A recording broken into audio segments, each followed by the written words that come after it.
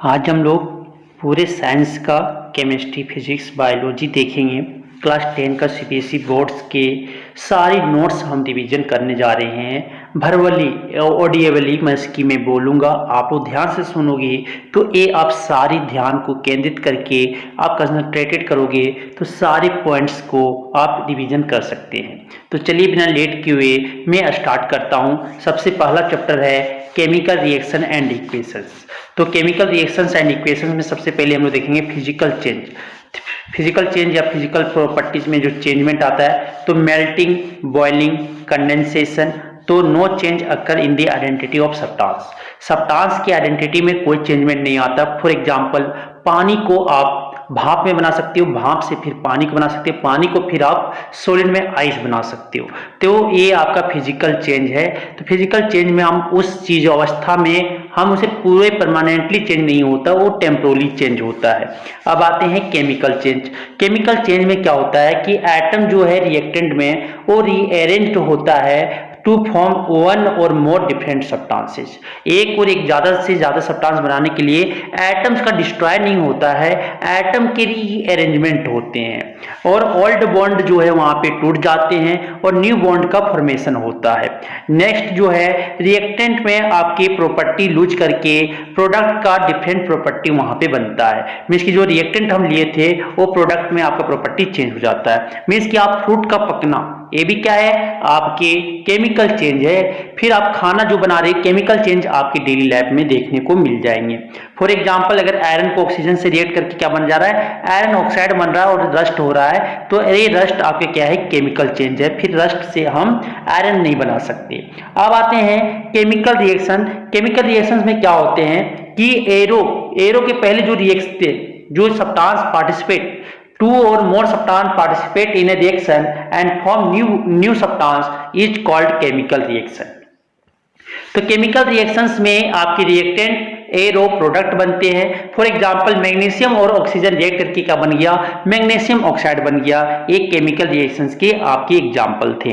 अब आते हैं chemical equation. The symbolic representation of chemical reactions is called chemical equation. Means कि chemical reactions को हम सिंबॉलिक रिप्रेजेंट करते हैं तो उसे हम क्या बोलेंगे, chemical equation. For example magnesium plus oxygen क्या बना, मैग्नीशियम ऑक्साइड बन रहे हैं। तो मैग्नीशियम को Mg इससे सिंबल लिख दिए, ऑक्सीजन को O2 क्या बन गया, मैग्नीशियम ऑक्साइड, तो इसे MgO कहते हैं।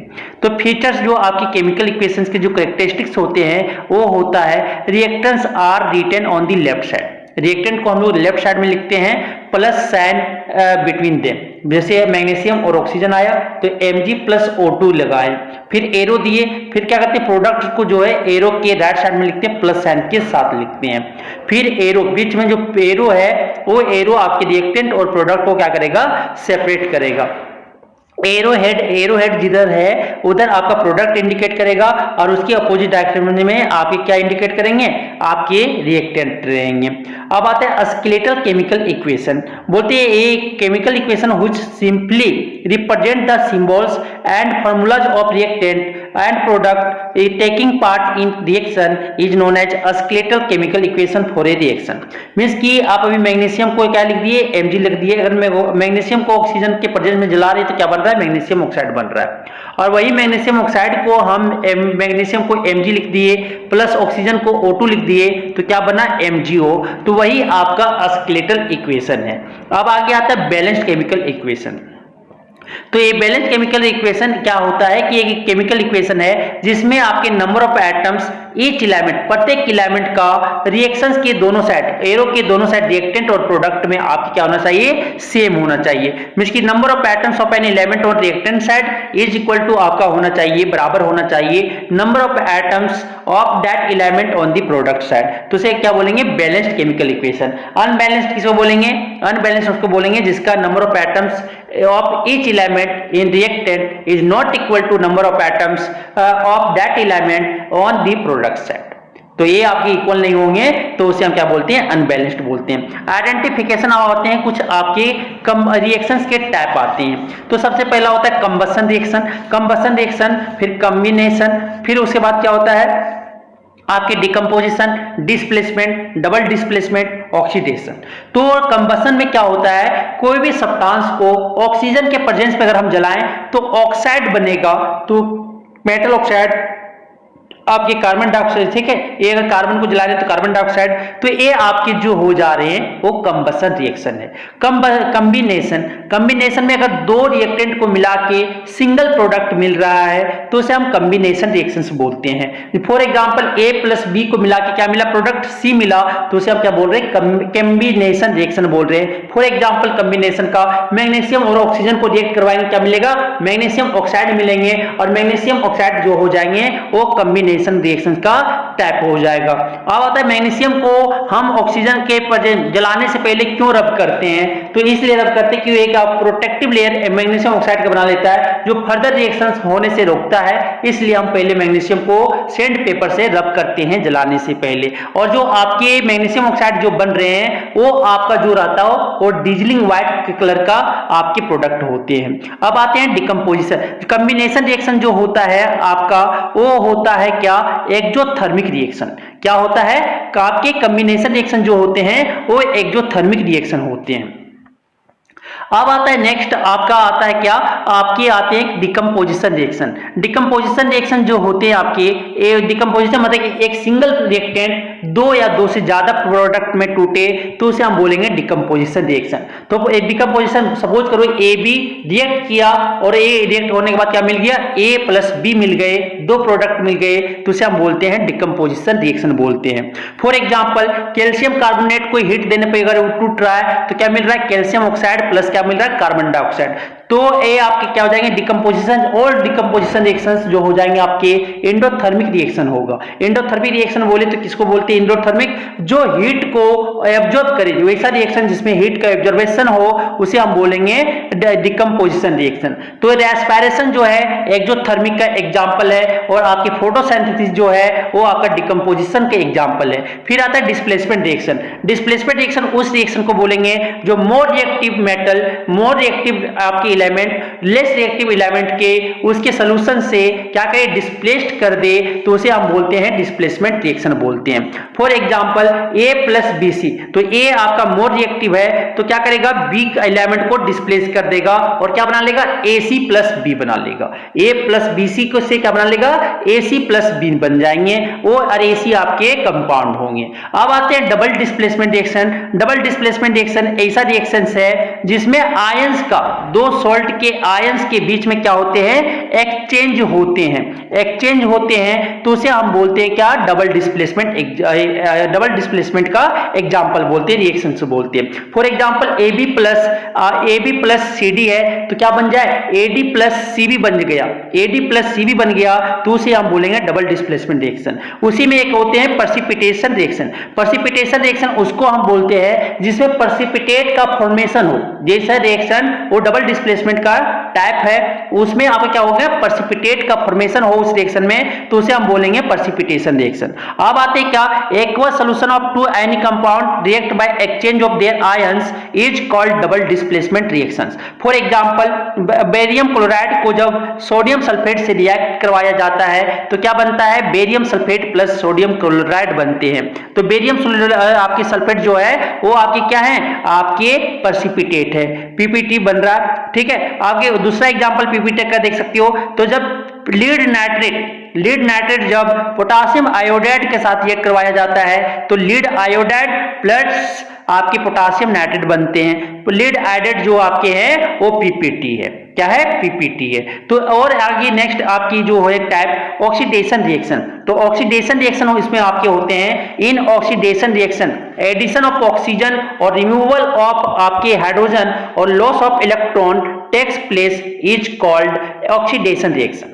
ऑक्सीडेशन रिएक्शंस में अगर इलेक्ट्रॉन की लूज हो या रिमूवल ऑफ हाइड्रोजन हो या ऑक्सीजन की एडिशन हो तो उसे हम ऑक्सीडेशन रिएक्शन कहते हैं। फॉर एग्जांपल मैग्नीशियम में ऑक्सीजन की ऐड हो रही है तो क्या बन रहे हैं, मैग्नीशियम ऑक्साइड बनते हैं। कॉपर में ऑक्सीजन ऐड हो रहा है तो क्या बन रहा है, कॉपर ऑक्साइड बन रहा है। तो ये आपके ऑक्सीडेशन रिएक्शन है। अब आते हैं रिडक्शन रिएक्शन। रिडक्शन रिएक्शन वैसा रिएक्शन जिसमें हाइड्रोजन का एडिशन हो और आपके ऑक्सीजन के रिमूवल हो या इलेक्ट्रॉन की एडिशन हो, गेन ऑफ इलेक्ट्रॉन का हो, तो उसे हम क्या बोलेंगे? रिडक्शन रिएक्शन बोलेंगे।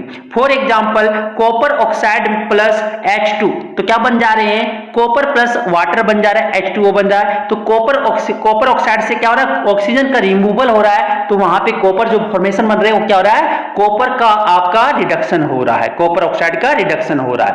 अब आते हैं रिडॉक्स रिएक्शन। रिडॉक्स रिएक्शन वैसा है जिसमें आपके दोनों एक रिएक्शन इन्वॉल्व हो, ऑक्सीडेशन भी और आपकी रिडक्शन भी, दोनों रिएक्शन का इन्वॉल्वमेंट हो, तो उसे हम क्या बोलते हैं? रिडॉक्स रिएक्शन बोलते हैं। तो रिडॉक्स रिएक्शन में जो होता है copper oxide plus hydrogen, copper oxide plus hydrogen को जब रिएक्ट करवाए जाते हैं तो कॉपर जो है लेस रिएक्टिव है हाइड्रोजन से, तो ऑक्सीजन क्या करेगा? डिस्प्लेस हो जाएगा। मींस की वहां से आपके जो बन जाएंगे कॉपर प्लस वाटर बन जाएगा। मींस कि कॉपर को ऑक्सीजन, कॉपर ऑक्साइड से क्या बन गया? कॉपर, तो ये आपके रिडक्शन हो रहा है। और H2 से क्या बन गया? वाटर, तो ये आपके क्या हो रहे हैं? रिडक्शन हो रहे हैं। तो यहाँ पे दोनों रिएक्शन साइमल्टेनियसली हो रहा है, इसीलिए हम बोलते हैं रिडॉक्स रिएक्शन। अब उसमें ऑक्सीडाइजिंग एजेंट और रिड्यूसिंग एजेंट किसे बोलेंगे?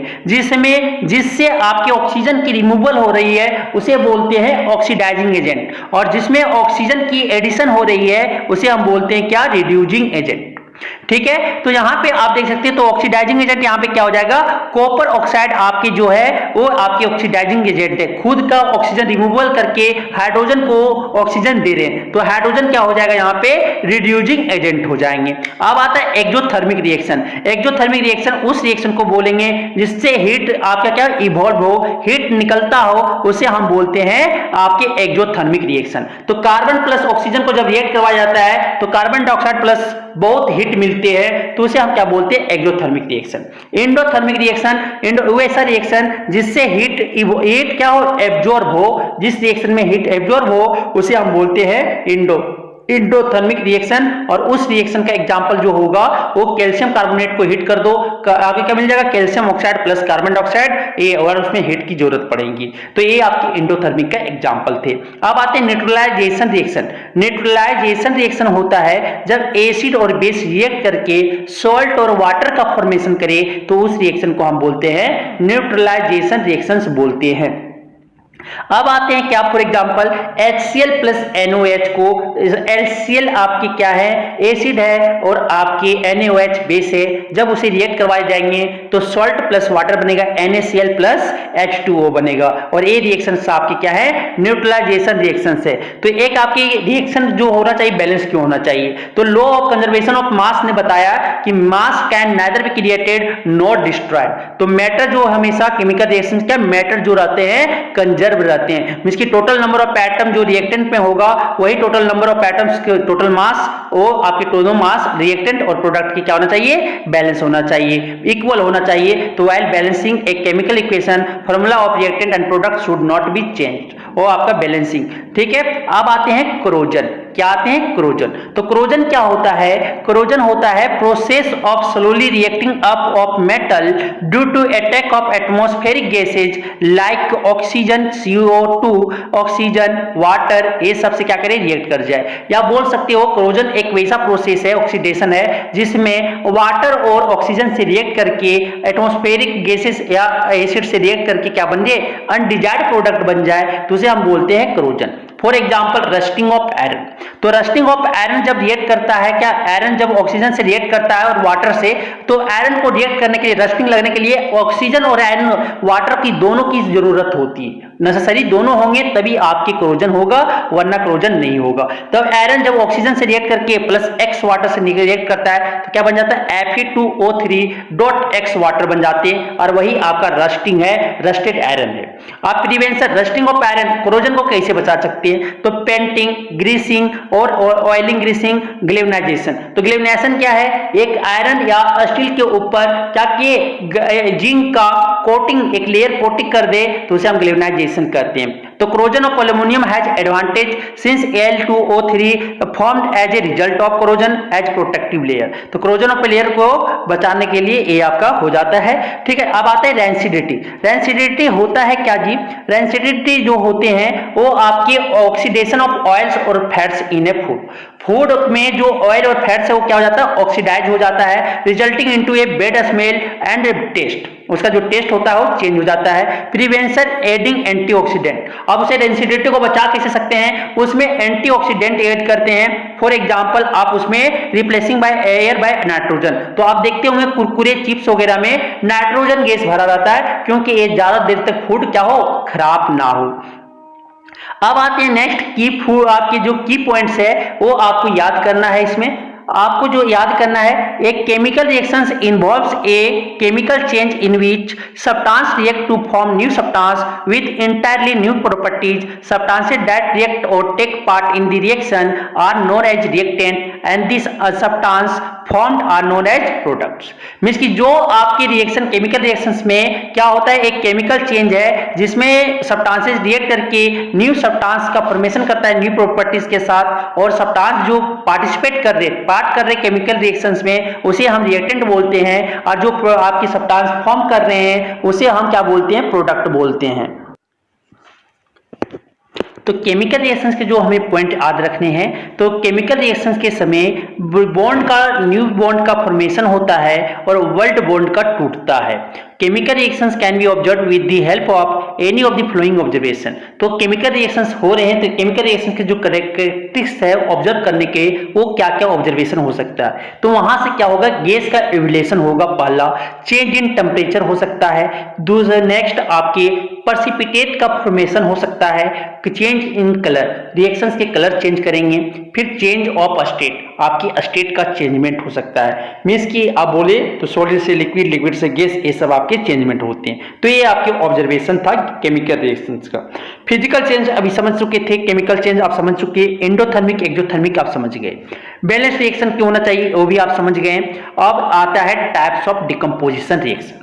टाइप्स ऑफ डिकम्पोजिशन रिएक्शन जो होते हैं वो तीन तरह के होते हैं। तो डिकम्पोजिशन, एक थर्मोलैटिक थर्मल डिकम्पोजिशन, जिसपे आपकी हीट के प्रेजेंस में कोई सब्सटेंस टूटे तो उसे हम क्या बोलेंगे, thermal decomposition. Thermal decomposition example, calcium carbonate को जब हीट करोगे तो calcium oxide plus carbon dioxide में टूट जाएंगे।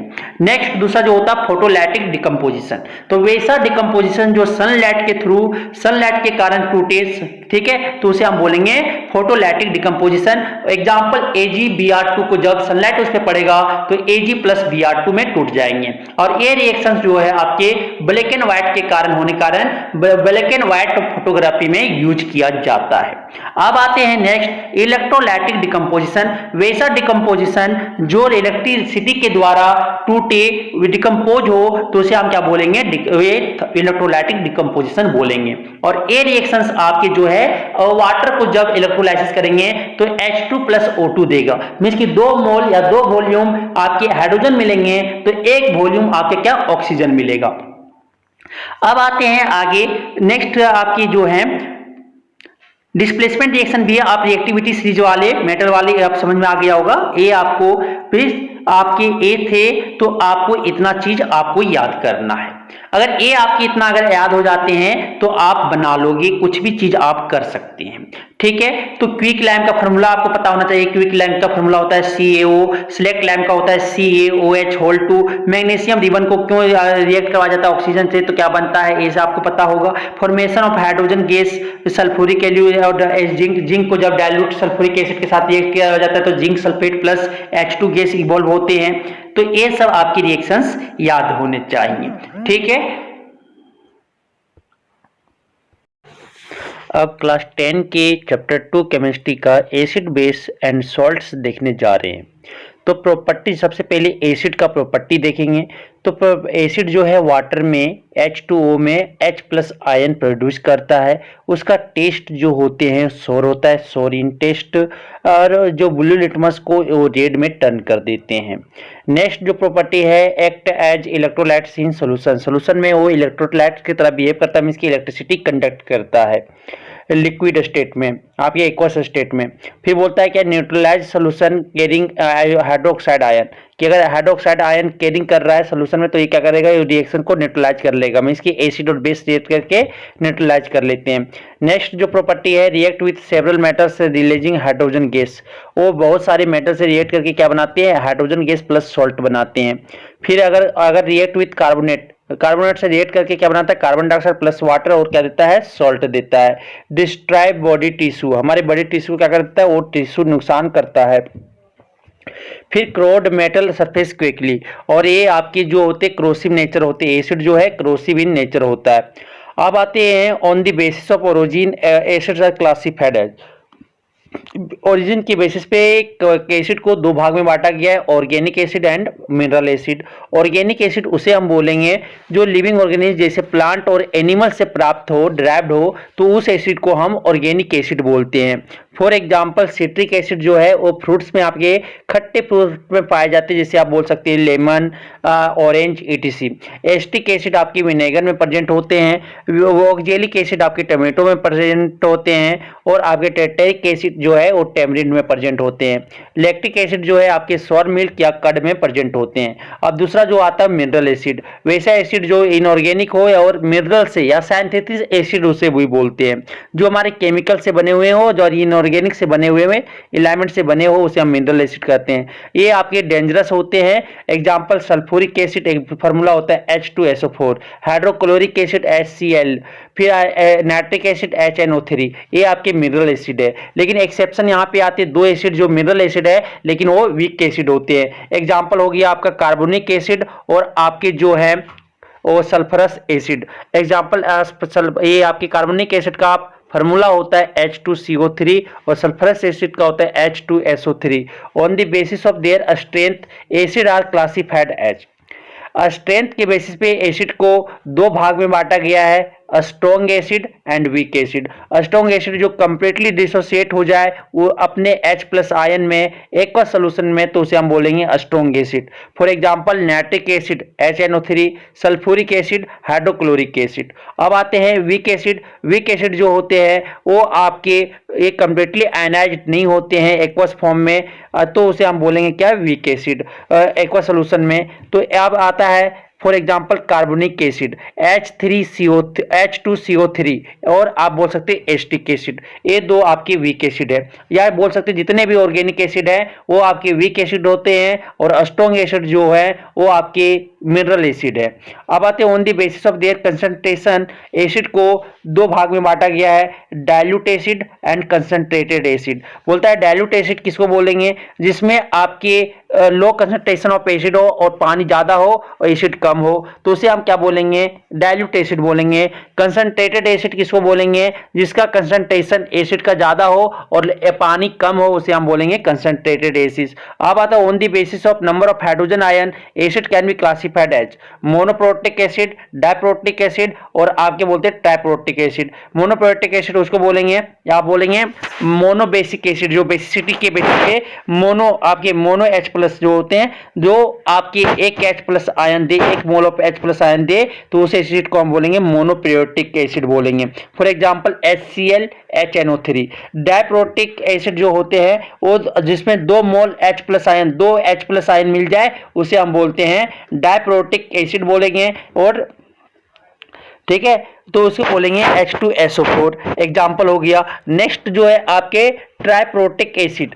ट्राइप्रोटिक एसिड जिसमें H+ आयन 3 मोल्स या 3 H+ आयन मिले, उसे बोलेंगे ट्राइप्रोटिक एसिड बोलेंगे H3PO4। फिर पॉलीप्रोटिक एसिड जिसमें more than 3 H+ ion produce हो, तो उस एसिड को हम पॉलीप्रोटिक कहते हैं। अब आता है बेसेज। बेस के यहाँ पे हम प्रॉपर्टीज देखेंगे। तो बोलता है कि जो आपके बेसेज होते हैं वो OH- आयन आपके वाटर में प्रोड्यूस करते हैं, तो इट प्रोड्यूस वो हाइड्रोक्साइड आयन इन वाटर। दूसरा होता है वाटर सोल्यूबल बेसिस को हम अल्कली कहते हैं।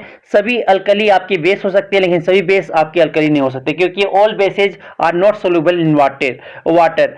और उसका जो टेस्ट होता है वो बिटर इन टेस्ट होता है, कड़वापन होता है, और जो है वो रेड लिटमस को ब्लू में चेंज कर देता है। Act as electrolytes in solution, पानी में वो सोल्यूशन के इलेक्ट्रोलाइट की तरह बिहेव करता है और ये इलेक्ट्रिसिटी कंडक्ट करते हैं। और जो होता है न्यूट्रलाइज सोल्यूशन का containing H plus ion, acid और बेस मिलकर क्या बना देता है, न्यूट्रलाइज कर देता है।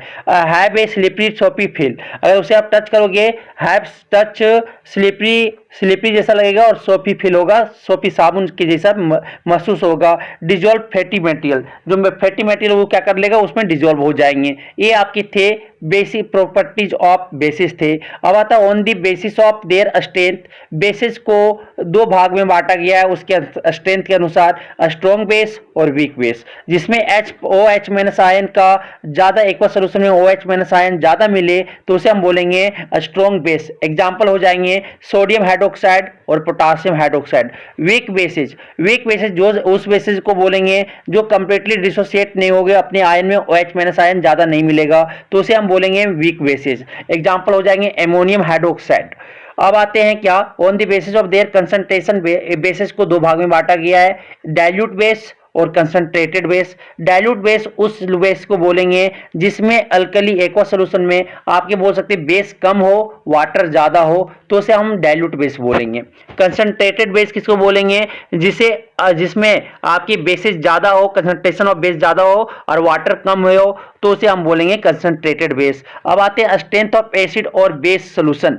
आप देखेंगे स्ट्रेंथ ऑफ एसिड और बेस सॉल्यूशन, तो a scale for measuring hydrogen ion concentration in a solution called pH scale has been developed. बोलता है कि आपके कंसंट्रेशन सॉल्यूशन आयन को, हाइड्रोजन आयन को मेजर करने के लिए सॉल्यूशन में तो एक स्केल डेवलप किया गया, उस स्केल को हम बोलते हैं पीएच स्केल। उस स्केल का जो मेजरिंग होता है 0 से 7 तक होता है, तो 0 से 7 में H प्लस आयन की कंसंट्रेशन घटता है और OH माइनस आयन की कंसंट्रेशन बढ़ता है। तो आप 0 से 7 के बीच में आप बोल सकते हो जो होता है आपके 0 से 7 के बीच में जो होता है एसिडिक सॉल्यूशन होते हैं, वहां पे H plus ion greater than होता है OH माइनस आयन से। और 7 एग्जैक्ट 7 जो होता है वो न्यूट्रल सॉल्यूशन होते हैं जिसका H प्लस और OH माइनस आयन आपके बराबर होते हैं। और आपके 7 से 14 के बीच में आपके बेसिक सॉल्यूशन होते हैं, उसमें OH माइनस आयन ग्रेटर होता है H प्लस आयन से। और P का फुल फॉर्म होता है पोटेंशियल या पावर और H का होता है हाइड्रोजन। तो यहाँ पे the acidic and basic nature of salt depend on the acid and base combine in neutralization reaction. Neutralization reaction होते हैं क्या है, तो वे एसिड और बेस मिलकर रिएक्ट करके सॉल्ट और वाटर दे तो उसे हम बोलते हैं न्यूट्रलाइजेशन रिएक्शंस। तो स्ट्रॉन्ग बेस और स्ट्रॉन्ग एसिड अगर आपका रिएक्ट किया तो बनेंगे सॉल्ट, जो बनेगा सॉल्ट का नेचर और न्यूट्रल होगा। एग्जांपल NaOH स्ट्रॉन्ग बेस है और HCl स्ट्रॉन्ग एसिड है, ये दोनों रिएक्ट करेंगे तो क्या बनेंगे NaCl प्लस वाटर बनेंगे। अब आते हैं क्या, स्ट्रॉन्ग एसिड और वीक के आपके बेस रिएक्ट किए तो आपके जो सॉल्ट होंगे वो कैसा होगा, एसिडिक होगा, क्योंकि स्ट्रॉन्ग एसिड वहां पे रिएक्ट किया है। HCl और एमोनियम हाइड्रोक्साइड रिएक्ट करके क्या बनाता है, एमोनियम क्लोराइड प्लस वाटर, जो एमोनियम क्लोराइड होगा वो एसिडिक सॉल्ट होंगे। अगर वीक एसिड और स्ट्रॉन्ग बेस, वीक एसिड और स्ट्रॉन्ग बेस रिएक्ट किया तो आपका सॉल्ट जो बनेंगे वो बेसिक बनेंगे। और आपके एग्जांपल जब इथेनोइक एसिड सोडियम हाइड्रोक्साइड के साथ रिएक्ट कर रहा है तो क्या बनेगा, सोडियम इथोनेट बनेगा प्लस वाटर बनेंगे। सोडियम इथोनेट जो होगा कैसा होगा, आपके बेसिक सॉल्ट होंगे। और अगर वीक एसिड और वीक बेस रिएक्ट किए तो सॉल्ट जो आपका बनेगा कैसा बनेगा, न्यूट्रल बनेगा। एग्जांपल एसिटिक एसिड और एमोनियम हाइड्रोक्साइड जब रिएक्ट करेंगे तो आपके जो सॉल्ट बनेंगे वो बनेंगे आपके एमोनियम इथोनेट बनेंगे और जो आपके होंगे प्लस वाटर। एमोनियम इथोनेट जो है आपकी जो सॉल्ट होंगे वो न्यूट्रल होगा। अब आते हैं the most common salt is sodium chloride or table salt which forms by the combination of sodium hydroxide and hydrochloric acid. अब होता है कि जो सॉल्ट आप टेबल सॉल्ट यूज कर रहे हो डेली खाने के लिए वो आपके जो बनते हो किससे कंबाइन करके बनते हैं, सोडियम हाइड्रोक्साइड और किससे, हाइड्रोक्लोरिक एसिड से आप बना सकते हो। अब आता है आगे other example include Ibsen salt, magnesium sulphate वो जो है बहुत बाथ सॉल्ट है, एमोनियम नाइट्रेट ये आपके फर्टिलाइजर की तरह यूज किया जाता है। और बेकिंग सोडा, सोडियम बाइकार्बोनेट उसे हम खाना पकाने कुकिंग के लिए यूज करते हैं। The pH of salt solution depend on the strength of acid base combined in neutralization reaction. जो आपके सॉल्ट का पीएच वैल्यू जो डिपेंड करेगा वो आप पे किस पे डिपेंड करेगा, स्ट्रेंथ ऑफ एसिड। और अगर स्ट्रॉन्ग एसिड पे रिएक्ट किया है वीक बेस से तो आपके सॉल्ट जो हो जाएंगे एसिडिक हो जाएंगे और इसका पीएच स्केल जो हो जाएगा, पीएच वैल्यू वो 0 से 7 हो जाएंगे। अगर आपका बेसिक सॉल्ट बने तो बेसिक सॉल्ट तो ये 7 से 14, पीएच स्केल जो हो जाएगा वो 7 से 14 हो जाएगा। अगर न्यूट्रल सॉल्ट है तो आपका पीएच वैल्यू जो होंगे वो 7 होगा। अब आते हैं इंडिकेटर किसको बोलते हैं। इंडिकेटर किसको बोलते हैं, तो इंडिकेटर उसको बोलते हैं जो आपके एसिड और बेस को क्या करे, नेचर को इंडिकेट करे solution bye their colour change होके, तो उसे हम बोलते हैं इंडिकेटर। तो इंडिकेटर आपके, ठीक है, तो the colour of some acid base indicator, कुछ एग्जांपल दिए हुए हैं एसिड बेस इंडिकेटर का। पहला लिटमस सॉल्यूशन, लिटमस जो है लीचन नाम के प्लांट से नेचुरल आपके इंडिकेटर है, वो लीचन प्लांट से आपका ऑब्टेन किया गया है। तो लिटमस पेपर जो है एसिडिक मीडियम में वो ब्लू से क्या हो जाता है, रेड हो जाता है, और बेसिक मीडियम में कैसा हो जाता है, रेड से ब्लू हो जाता है। कौन, लिटमस पेपर। मिथाइल ऑरेंज आपके जो है एसिडिक मीडियम में पिंक हो जाता है कलर, और आपके जो है इसमें आपके एसिडिक मीडियम बेसिक मीडियम में ऑरेंज हो जाते हैं। फेनोथिलीन जो है आपके कलरलेस रहते हैं, उसका में कोई चेंज नहीं होता, लेकिन वही फेनोथिलीन अगर आपका बेसिक मीडियम में चल जाए तो कलरलेस से आपका कैसा हो जाता है, पिंक हो जाते हैं। उसके बाद मिथाइल रेड येलो हो जाते हैं इसमें एसिडिक मीडियम में, और आपके बेसिक मीडियम में क्या हो जाता है, रेड टर्न हो जाते हैं। अब आते हैं chemical properties of acid. Acid जब आपके एक्टिव मेटल से रिएक्ट करते हैं तो सॉल्ट प्लस हाइड्रोजन गैस देता है। फॉर एग्जांपल जिंक जब सल्फ्यूरिक एसिड के साथ रिएक्ट करेगा तो क्या बनेगा, zinc sulphate plus hydrogen gas मिलेंगे। और उसके बाद आगे एसिड जब आपके मेटल कार्बोनेट या मेटल बाइकार्बोनेट के साथ या मेटल हाइड्रोजन कार्बोनेट के साथ रिएक्ट करता है तो salt plus carbon dioxide plus क्या देता है, वाटर देता है। सोडियम बाइकार्बोनेट जैसे आपका रिएक्ट किया HCl से तो क्या बनेगा, NaCl बनेंगे, वाटर बनेंगे और कार्बन डाइऑक्साइड बनेगा। सोडियम कार्बोनेट अगर HCl से रिएक्ट किया तो क्या बनेगा, NaCl सॉल्ट बनेंगे, H2O वाटर बनेगा प्लस कार्बन डाइऑक्साइड CO2 बनेगा। आपको रिएक्शन क्या करना है, बैलेंस कर लेना है। फिर आगे आते हैं, जब एसिड अगर आपका बेसिस के साथ रिएक्ट करता है तो ये आपके क्या बनते हैं, सॉल्ट प्लस वाटर बनते हैं, और उसी रिएक्शन को हम न्यूट्रलाइजेशन रिएक्शन बोलते हैं। एग्जांपल जब सोडियम हाइड्रोक्साइड हाइड्रोक्लोरिक एसिड के साथ रिएक्ट किया तो सॉल्ट प्लस क्या बन जाएंगे, वाटर बन जाएंगे, मींस कि NaCl और आपका वाटर बन जाएगा सर। फिर आता है एसिड जब रिएक्ट करेगा मेटल के साथ तो मेटल ऑक्साइड के साथ तो आपके सॉल्ट प्लस वाटर देते हैं। फॉर एग्जांपल कॉपर ऑक्साइड जब सल्फ्यूरिक एसिड के साथ रिएक्ट किया तो कॉपर सल्फेट प्लस क्या देगा, आपके H2O देंगे।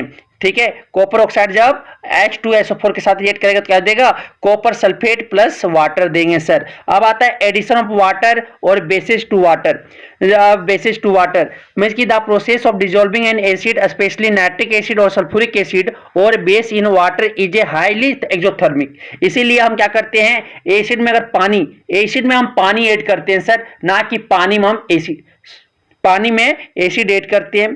ठीक है, तो ये आपके जो होता है हाईली एक्सोथर्मिक होने के कारण रूल है always add acid to water. हम लोग वाटर में क्या करते हैं, एसिड को ऐड करते हैं, ना कि एसिड में हम पानी डालते हैं, क्योंकि एक्सोथर्मिक होने के कारण, ज्यादा हीट होने के कारण क्या हो सकते हैं, हमें ये डेंजरस हो सकता है हमारे बॉडी के लिए और ये इफेक्टिव हो सकता है। इसीलिए हम लोग क्या करते हैं, पानी में एसिड को ऐड करते हैं।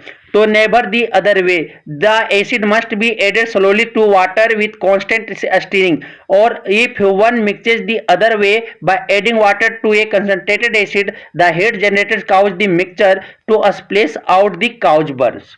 और ये क्या हो सकता है, हीट होने के कारण बर्न हो सकता है और ये हमारे लिए इफेक्ट प्रोड्यूस कर सकता है। इसीलिए हम लोग क्या करते हैं, पानी में हम लोग एसिड ऐड करते हैं बाय स्टीरिंग, चलाते हुए। अब आता है केमिकल प्रॉपर्टीज ऑफ बेसिस देखेंगे। केमिकल प्रॉपर्टीज ऑफ बेसिस, तो रिएक्शन विथ मेटल्स, कुछ मेटल के साथ क्या होता है, जैसे एम्फोटेरिक ऑक्साइड, एम्फोटेरिक नेचर वाले मेटल के साथ क्या करता है, आपकी बेस रिएक्ट करते हैं। तो क्रिएटिव सारे मेटल के साथ आपका बेस रिएक्ट नहीं करता, जैसे जिंक अल्युमिनियम के साथ रिएक्ट करेगा और क्या बनाएगा, सॉल्ट प्लस हाइड्रोजन गैस बनाएंगे। जब सोडियम हाइड्रोक्साइड जिंक के साथ रिएक्ट करता है सर तो बनाता है sodium zincate plus hydrogen gas. Sodium zincate का फॉर्मूला होता है Na2ZnO2 होता है।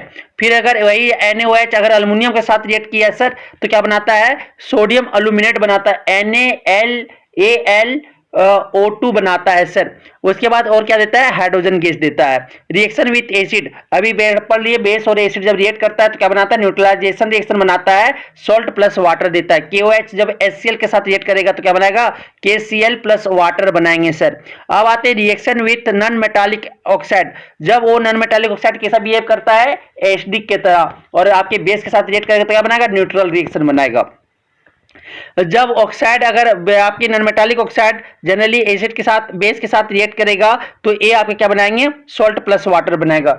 NaOH जब CO2 के साथ रिएक्ट करेगा तो सोडियम कार्बोनेट और क्या बना देंगे, वाटर बना देंगे sir. Some important chemical compound अब आते हैं, कुछ केमिकल जैसे कॉमन सॉल्ट हो गया, कॉमन सॉल्ट हो गया तो कॉमन सॉल्ट जो हो गए सर, सोडियम क्लोराइड जो है उसे कॉमन सॉल्ट के नाम से जाना जाता है। इसका केमिकल नेम जो है सर NaCl, केमिकल नेम जो है सोडियम क्लोराइड है और केमिकल फॉर्मूला जो है NaCl है। इसका मेन सोर्स जो है सर ऑब्टेन करने का कहाँ है, सी वाटर है, समुद्र का पानी है। ये also exist in the form of rocks, इसे बोलते क्या, रॉक सॉल्ट। ये रॉक के फॉर्म में भी प्रेजेंट होता है, जिसे सेंधा नमक बोलते हैं या काला नमक बोलते हैं, ये आपके रॉक सॉल्ट होते हैं।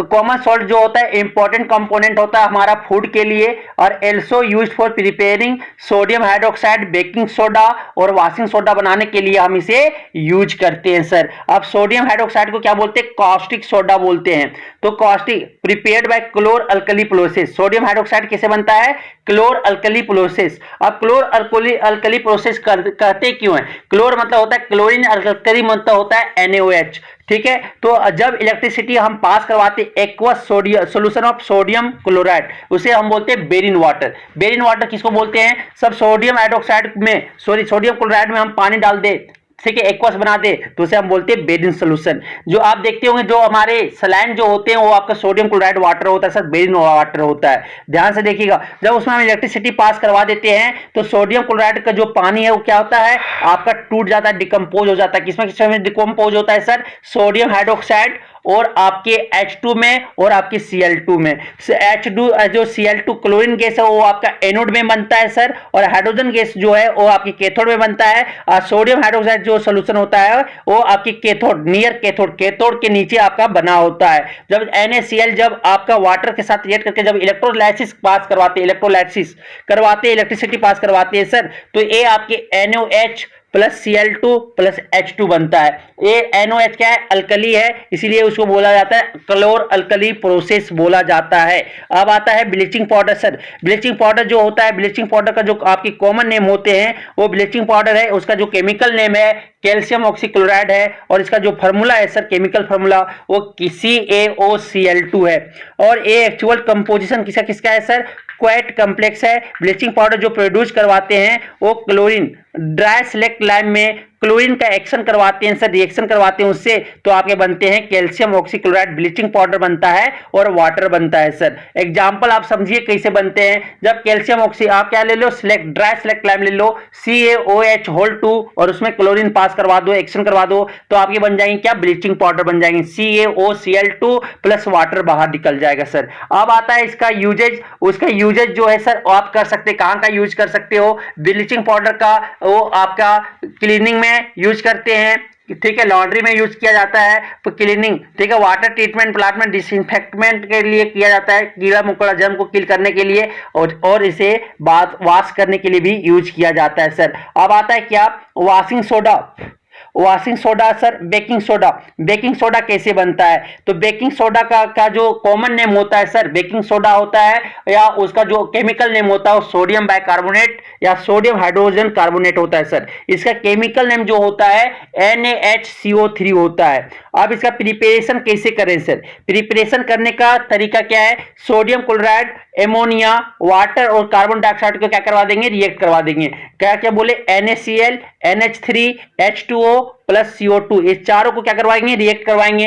रिएक्ट करवाने के बाद आपको क्या बने मिलेगा sir, ammonium chloride plus sodium bicarbonate मिलेगा। एमोनियम क्लोराइड का फॉर्मूला क्या होता है, NH4Cl प्लस आपके सोडियम बाइकार्बोनेट का फॉर्मूला क्या होता है, NaHCO3 मिलेंगे सर। उसके बाद आप ये NaHCO3 को कहां कहां यूज कर सकते हो, तो सोडियम बाइकार्बोनेट को हम कहां यूज करते हैं सर, बेकिंग पाउडर बनाने में, ठीक है, और आप फायर एक्सटिंग्विशर में, और उसे आप, ठीक है, कुकिंग में यूज करते हो, ठीक है। अब आता है क्या, वॉशिंग सोडा। तो वॉशिंग सोडा का जो कॉमन नेम होता है वॉशिंग सोडा होता है सर, और उसका जो केमिकल नेम होता है वो सोडियम कार्बोनेट डेकाहाइड्रेट होता है सर, केमिकल नेम। उसका जो केमिकल फॉर्मूला होता है वॉशिंग सोडा का वो Na2CO3.10H2O होता है, ठीक है, H2O होता है। और इसमें इसमें 3 स्टेप से हम क्या करते हैं सर, वॉशिंग सोडा को बनाते हैं। तो पहला स्टेप में क्या करते हैं, सोडियम बाइकार्बोनेट को बनाते हैं। कैसे बनाएंगे, sodium chloride, ammonia NH3 plus water plus carbon dioxide से रिएक्ट करवा के क्या बनाएंगे, ammonium chloride plus NaHCO3 sodium bicarbonate मिल गया सर। सोडियम बाइकार्बोनेट को आप दूसरा स्टेप में क्या करेंगे, सोडियम बाइकार्बोनेट को जनरली हीट करेंगे सर। हीट करने के बाद क्या मिल जाएगा मेरा, Na2CO3 सोडियम कार्बोनेट, और पानी बाहर निकल जाएगा, H2O मेरा बाहर निकल जाएगा सर। आप क्या करेंगे, तीसरा स्टेप में सोडियम कार्बोनेट में पानी को ऐड कर देंगे, पानी डाल देंगे सर। वाटर को जैसे डालेंगे तो Na2CO3 प्लस वाटर, तो क्या बन जाएगा मेरा, Na2CO3.10 वाटर मिल जाएगा, 10H2O हो जाएगा सर। ये आपका था प्रिपरेशन ऑफ वॉशिंग सोडा।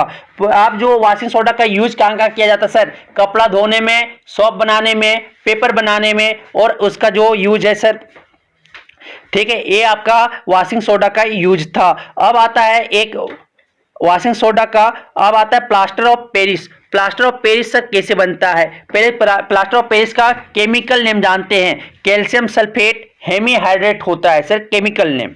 और प्लास्टर ऑफ पेरिस का शॉर्टकट है, शॉर्ट फॉर्म है POP। अब जो इसका केमिकल फॉर्मूला होता है sir, calcium sulphate CaSO4 dot half water H2O होते हैं।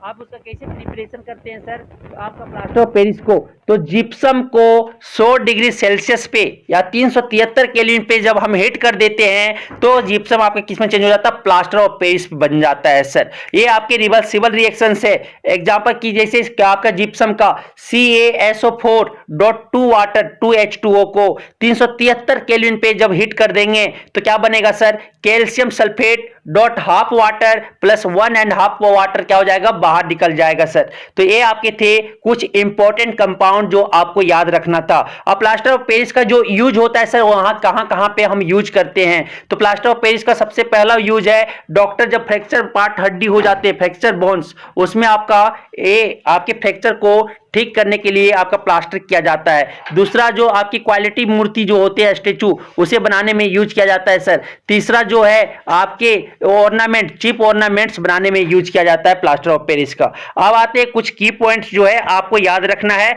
वो आपका क्या है, एसिड जो है एक कंपाउंड है जिसमें H प्लस आयन वाटर में जब डिजोल्व होता है तो H प्लस आयन एल्ड करता है सर। एसिड जो हमेशा होता है वो शॉर्ट टेस्ट होता है और क्रोसिव इन नेचर होता है। उसका जो pH वैल्यू होता है सर वो लेस देन 7 होता है, मींस कि 0 से 7 तक होता है। जनरली ऑल एसिड जो होता है radially react with metal, metal के साथ रिएक्ट करके क्या बनाता है, सॉल्ट प्लस हाइड्रोजन गैस देता है। फॉर एग्जांपल जब जिंक अगर हाइड्रोक्लोरिक साथ रिएक्ट करता है तो zinc chloride plus hydrogen gas देता है सर। अब आते हैं एसिड जब आपके लाइमस्टोन कैल्शियम कार्बोनेट मींस कि कार्बोनेट और आपका बाइकार्बोनेट के साथ रिएक्ट करता है तो salt plus carbon dioxide plus water देता है सर। तो आप कार्बन डाइऑक्साइड हाइड्रोजन का टेस्ट कैसे करोगे, तो हाइड्रोजन अगर आपका कहां पे अगर ले आए मोमबत्ती के साथ उसे जलाओगे सर तो पॉप साउंड के साथ जलता है। और कार्बन डाइऑक्साइड का पहचान कैसे करोगे, जब इसे आप लैम वाटर में ले जाओगे पास करवाओगे तो लैम वाटर को कैसा बना देगा, मिल्की करवा देगा, मिल्की हो जाएगा, तो ये आप समझिएगा कि कार्बन डाइऑक्साइड है।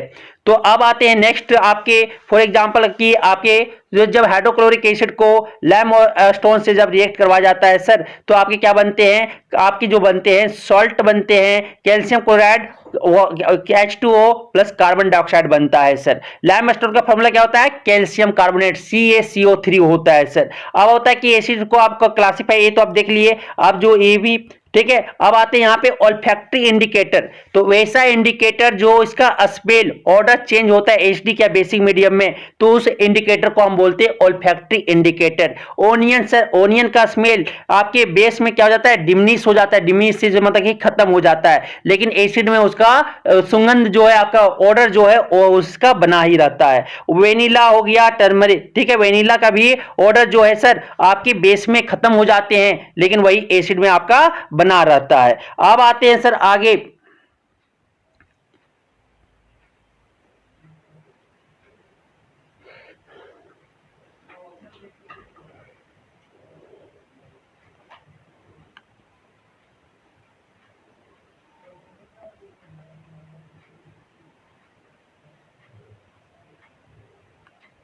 तो ये था हमारे एसिड बेस और सॉल्ट के बारे में। अब हम लोग चैप्टर 3 देखेंगे मेटल्स एंड नॉन मेटल्स के बारे में। तो कुछ यहाँ पे और एसिड बेस सॉल्ट के बारे में है। तो आपके 5.6 से अगर कम हो जाता है रेन वाटर में तो आपका पीएच वैल्यू, तो इसे हम बोलते हैं एसिड रेन। और आपका लिविंग ऑर्गेनिज्म का जो पीएच सेंसिटिव होता है वो 7.0 से 7.8 तक होता है, ठीक है। और आपके जो होते हैं आगे पीएच, आपके देखते हो किसान जो फार्मर है, अगर आपका एसिडिक हो जाए फील्ड तो हम वहां पे न्यूट्रलाइज करने के लिए बेस को ऐड करते हैं, जिससे मेरा क्या हो जाए, फर्टिलिटी इंक्रीज हो जाए। तो ये आपके कुछ इंपॉर्टेंट पॉइंट थे सर एसिड बेस सॉल्ट का। अब हम लोग देखेंगे मेटल एंड नॉन मेटल्स का। अब हम लोग मेटल्स एंड नॉन मेटल्स को शॉर्ट फॉर्म में रिवीजन करने जा रहे हैं। तो हमें पता है कि एलिमेंट को 2 कैटेगरी में बांटा गया, 3 कैटेगरी में बांटा गया, मेटल, नॉन मेटल एंड मेटोलाइट्स। तो यहाँ पे हम लोग टोटल एलिमेंट जो है 118 है आपके अभी तक खोजे गए हैं। तो आपकी जो मेटल जो एलिमेंट है, आपकी metals iron, zinc, copper, aluminium, oxygen, ये सब आपके क्या हैं, आपके एलिमेंट्स है। मेटल्स में आपके जो होते हैं आयरन, जिंक, कॉपर, एल्युमिनियम, ए गोल्ड, सिल्वर, ये आपके क्या मेटल्स है। नॉन मेटल्स में आपके chlorine, nitrogen, hydrogen, oxygen, sulphur है। और आपके apart from metals non metals कुछ आपके जो दोनों प्रॉपर्टी शो करते हैं मेटल और नॉन मेटल्स को, उसे हम मेटोलाइट्स कहते हैं। इसका जो नाम है सिलिकॉन, आर्सेनिक, जर्मेनियम, वो सब आपके क्या है, मेटोलाइट्स है। Comparison of physical and chemical properties of metals and non metals. तो यहाँ पे हम लोग सबसे पहले फिजिकल प्रॉपर्टीज का अंतर देखेंगे दोनों मेटल्स और नॉन मेटल में। फिजिकल स्टेट, जनरली जो मेटल्स होते हैं सॉलिड होते हैं, लेकिन एक्सेप्शन है एक कि मरकरी जो होता है वो लिक्विड स्टेट में पाया जाता है। एट रूम टेम्परेचर पे मरकरी को लिक्विड स्टेट में पाया जाता है। नॉन मेटल में जो होता है, नॉन मेटल जनरली जो होते हैं सॉलिड गैसेस में पाए जाते हैं, लेकिन एक जो आपके हैं नॉन मेटल वो लिक्विड स्टेट में पाया जाता है, उसका नाम है ब्रोमीन। एट रूम टेम्परेचर पे ब्रोमीन जो है वो लिक्विड स्टेट पे पाया जाता है। अब आता है melting point and boiling point. Metals का मेल्टिंग पॉइंट और बॉइलिंग पॉइंट जनरली हाई होता है, लेकिन एक्सेप्शन है गैलियम और सीजियम जो है उसका मेल्टिंग पॉइंट लो होता है, वेरी लो होता है। आप हाथ के हथेली पर जैसे लोगे गैलियम और सीजियम आपका पिघलना स्टार्ट हो जाएंगे। तो आपके नॉन मेटल्स का जनरली जो होता है लो मेल्टिंग पॉइंट और बॉइलिंग पॉइंट होता है, लेकिन आपका एक्सेप्शन वहां पे भी है। डायमंड जो होता है, डायमंड का बॉइलिंग पॉइंट सबसे ज्यादा होता है सर। अब आते हैं डेंसिटी। जनरली मेटल्स का डेंसिटी जो होता है हाई होता है, लेकिन नॉन मेटल का डेंसिटी क्या होता है, लो होता है। Malleability and ductility. मेलेबिलिटी किसको बोलेंगे सर, मेलेबिलिटी जिसे हम एक पीट के एक लोहा को जैसे पीट के क्या कर सकते हैं, थिन शीट बना सकते हैं। बाय हमलिंग उसे हम थिन शीट बना सकते हैं, तो उसे हम बोलते हैं मेलेबिलिटी। और डक्टिलिटी किसे बोलते हैं, जो डक्टाइल इनटू थिन वायर, जिसे हम क्या कर सकते हैं, डक्टाइल बना के उसे हम एक थिन वायर में बना सकते हैं, उसे हम क्या बोलते हैं, ड्रोन करके एक थिन वायर बना सकते हैं, तो उसे हम क्या बोलते हैं, डक्टिलिटी बोलते हैं। तो ये दोनों प्रॉपर्टी सर आपका वो क्या है, मेटल शो करते हैं। तो उसमें आपके जो सबसे एक्सेप्शन है कि गोल्ड का सबसे डक्टिलिटी सबसे ज्यादा होता है। 1 ग्राम सोना को आप कितना 2 किलोमीटर तक पीट के लिए लंबा तार बना सकते हैं सर। आपके जो नॉन मेटल जो जनरली होता है नॉन मेलेबल नॉन डक्टाइल होता है सर, उसका मेलेबिलिटी ना आइदर नॉन मेलेबल होते हैं नो डक्टाइल होते हैं। वो कैसा होता है, ब्रिटलनेस होता है, ठीक है। नेक्स्ट जो आपके प्रॉपर्टी है इलेक्ट्रिकल एंड थर्मल कंडक्टिविटी। जो आपके मेटल जो होते हैं वो गुड कंडक्टर ऑफ हीट और इलेक्ट्रिसिटी होता है, मींस की हीट और इलेक्ट्रिसिटी का गुड कंडक्टर है। लेकिन एक्सेप्शन है सर मेटल में लीड और जो मरकरी होता है वो पुअर कंडक्टर ऑफ इलेक्ट्रिसिटी होता है। आपके एग्जाम में एक्सेप्शन पूछते हैं तो आप ध्यान से याद कर लीजिए। तो आप आता है नॉन मेटल जो होता है sir generally poor conductor of heat and electricity होता है, लेकिन एक्सेप्शन है सर ग्रेफाइट जो है वो नॉन मेटल में का ग्रेफाइट वो आपका गुड कंडक्टर ऑफ इलेक्ट्रिसिटी है। लस्टर मतलब चमक होता है, तो आपके मेटल का जो सरफेस होता है सर वो लचरस होता है, लेकिन आपका नॉन मेटल का जो होता है वो नॉन लचरस होता है। लेकिन एक्सेप्शन है सर आयोडीन नॉन मेटल होने के बावजूद भी वो लचरस प्रॉपर्टी शो रखता है, वो चमक उसमें होता है sir. Next property sonorous sound, तो इसीलिए मेटल का सोनरस प्रॉपर्टी शो करता है सर। जब उसे हम स्टक करते हैं तो उसी में टन टन की आवाज होती है, इसीलिए उसे हम मंदिरों में घंटी बनाया जाता है, स्कूलों का घंटी बनाया जाता है सर, क्योंकि मेटल में सोनरस साउंड है। लेकिन वही नॉन मेटल में वो आपका सोनरस साउंड प्रोड्यूस नहीं करता है सर। हार्डनेस जनरली आपके जो मेटल होते हैं वो हार्ड होते हैं, लेकिन एक्सेप्शन उसमें भी है सर। सोडियम और पोटासियम जो होता है आपका सॉफ्ट होता है और उसे चाकू, सब्जी काटने वाला चाकू की तरह चाकू से क्या कर सकते हो, उसे इजीली काट सकते हो सर। तो ये आपके एक्सेप्शन बनते हैं। नॉन मेटल में जनरली जो होते हैं सॉलिड सर, वो आपके सॉफ्ट होते हैं, लेकिन एक्सेप्शन वहां पे है कि डायमंड जो होता है वो नेचुरली सबसे हार्डेस्ट सब्सटेंस है। आगे आता है सर रिएक्शन। आप केमिकल प्रॉपर्टीज का देखेंगे कंपैरिजन। ये था आपके फिजिकल प्रॉपर्टीज का कंपैरिजन। आप देखेंगे हम लोग differentiate between chemical properties of metals and non metals. जब ऑक्सीजन के साथ अगर मेटल को रिएक्ट करवाएंगे सर तो मेटल ऑक्साइड बनेंगे, और नॉन मेटल को जब ऑक्सीजन से रिएक्ट करवाएंगे तो नॉन मेटल ऑक्साइड बनेगा सर। आपके मेटल ऑक्साइड जो होंगे वो आपके बेसिक नेचर शो करेंगे, बेसिक ऑक्साइड होंगे, और कुछ मेटल के ऑक्साइड जो होंगे वो एम्फोटेरिक ऑक्साइड होंगे। मेटल का जो बेसिक ऑक्साइड होंगे सर, सोडियम ऑक्साइड हो गया, आपके मैग्नीशियम ऑक्साइड हो गए, ये आपके बेसिक ऑक्साइड हैं। लेकिन जिंक ऑक्साइड और आपके एल्युमिनियम के ऑक्साइड जो बनते हैं वो एम्फोटेरिक ऑक्साइड है। मींस कि दोनों तरह के बिहेव करेंगे सर, एसिड और बेस दोनों तरह के वो प्रॉपर्टी शो करेंगे। अब आते हैं सर आगे, जो आगे कार्बन, आपके कार्बन डाइऑक्साइड, आपके कार्बन जो जब वो नॉन मेटल ऑक्सीजन के साथ रिएक्ट करता है तो नॉन मेटल ऑक्साइड बनाता है। वो आपके न्यूट्रल और आपके एसिडिक दोनों होते हैं sir. Non metals form acidic oxide. जब कार्बन को ऑक्सीजन के साथ रिएक्ट करवाया जाता है तो कार्बन डाइऑक्साइड बनता है। सल्फर को जब ऑक्सीजन के साथ रिएक्ट करवाया जाता है तो सल्फर डाइऑक्साइड बनता है। ये दोनों जब वाटर में घोल दिया जाता है तो आपके एसिड बन जाते हैं सर, इसीलिए वो एसिडिक प्रॉपर्टी शो करते हैं। लेकिन कुछ वहां पे न्यूट्रल होते हैं सर, आपकी कार्बन मोनोऑक्साइड, आपके H2O, ये सब आपके न्यूट्रल ऑक्साइड हैं सर।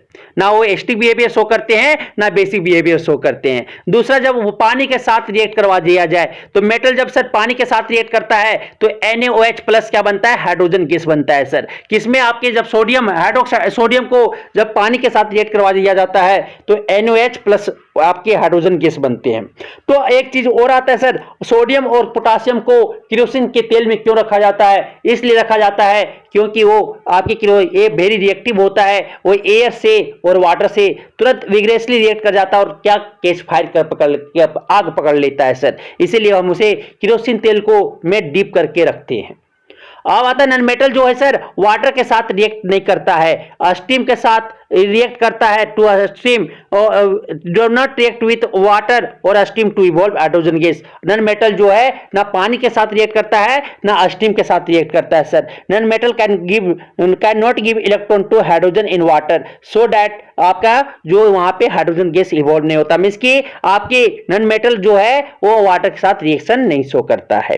रिएक्शन जब आपका सर डाइल्यूट एसिड के साथ, जब मेटल एसिड के साथ रिएक्ट करता है तो metal salt plus hydrogen gas देते हैं सर। तो आपके यहाँ पे मैग्नीशियम सर हाइड्रोक्लोरिक एसिड के साथ रिएक्ट करेगा सर तो magnesium chloride plus hydrogen gas देगा। जब सल्फ्यूरिक एसिड के साथ रिएक्ट करेगा सर तो Na2HO4 प्लस क्या देगा, H2 देगा। लेकिन मेटल जब आपका HNO3 नाइट्रिक एसिड के साथ रिएक्ट करेगा सर तो वहां पे H2 गैस नहीं मिलेगा, क्या मिलेंगे, वाटर मिलेंगे। ध्यान रखिएगा, ये आपकी एक्सेप्शन है क्योंकि नाइट्रिक एसिड आपका स्ट्रॉन्ग ऑक्सीडाइजिंग एजेंट होता है सर। स्ट्रॉन्ग ऑक्सीडाइजिंग एजेंट होने के कारण ये आपका H2 गैस को किस में कन्वर्ट कर देता है, वाटर में कन्वर्ट कर देता है।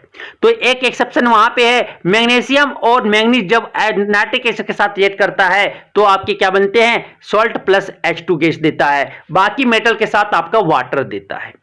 जब सर नॉन मेटल आपके एसिड के साथ, आपके जो है डाइल्यूट एसिड के साथ रिएक्ट नहीं करता है और ये हाइड्रोजन गैस इवॉल्व नहीं होता है क्योंकि non metal can not lose electron give it to hydrogen ion of acid so that gas is released. इसीलिए वहां पे रिएक्शंस आपका नहीं होता है सर।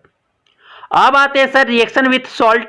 जब उसे हम रिएक्शन करवाएं सॉल्ट के साथ, जब आपका कॉपर सल्फेट, तो वहां पे मेटल में सर डिस्प्लेसमेंट रिएक्शन शो करेगा। जो मोर रिएक्टिव मेटल होगा वो लेस रिएक्टिव मेटल के सोल्यूशन से क्या करेगा, डिस्प्लेस्ड कर देगा। फॉर एग्जांपल कॉपर सल्फेट जब जिंक के साथ रिएक्ट करेगा सर तो जिंक सल्फेट बन जाएंगे और कॉपर बाहर आ जाएंगे। और इसी तरह आपके वे नॉन मेटल जब रिएक्ट करेगा सॉल्ट सोल्यूशन से तो मोर रिएक्टिव नॉन मेटल जो रहेगा वो लेस रिएक्टिव को डिस्प्लेस कर देगा और non metal from its salt solution और क्या बना लेगा, उसका सॉल्ट बना लेगा। फॉर एग्जांपल NaBr को Cl2 से रिएक्ट करवाएं सर तो NCl जो है मोर रिएक्टिव है Br से तो Cl क्या करेगा, Br को डिस्प्लेस कर देगा तो और क्या बना लेगा, NaCl प्लस Br2 बना लेगा सर। अब आते हैं रिएक्शन जब मेटल क्लोरीन के साथ रिएक्ट करता है तो मेटल क्लोराइड बनाता है सर, और नॉन मेटल जब क्लोरीन के साथ बनाता है वो क्या बनाता है, वो आपके जो बनाते हैं वो नॉन मेटल क्लोराइड बनाते हैं सर। आयनिक जो आपके उसमें होते हैं मेटल, आपके मेटल का जो बॉन्ड बनता है सर वो आयनिक बॉन्ड फॉर्मेशन होता है, और वही आपका जो नॉन मेटल क्लोराइड बनता है सर वो आपके कोवैलेंट बॉन्ड बनते हैं। एग्जाम्पल, जब Na+Cl को रिएक्ट करवाया जाए तो सोडियम क्लोराइड बनेंगे सर, और आपके जब नॉन मेटल क्लोराइड जो बनते हैं नॉन मेटल H2+Cl2 रिएक्ट करवाया जाए तो HCl बनते हैं sir.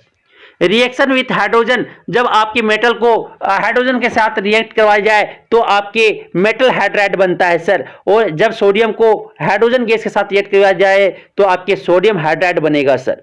Non metal react with hydrogen to form hydride, जब हाइड्रोजन को सल्फर के साथ रिएक्ट करवाया जाए तो हाइड्रोजन सल्फाइड बनेगा या सल्फर हाइड्राइड बनेगा सर, H2S बनेंगे, गैस बनेंगे।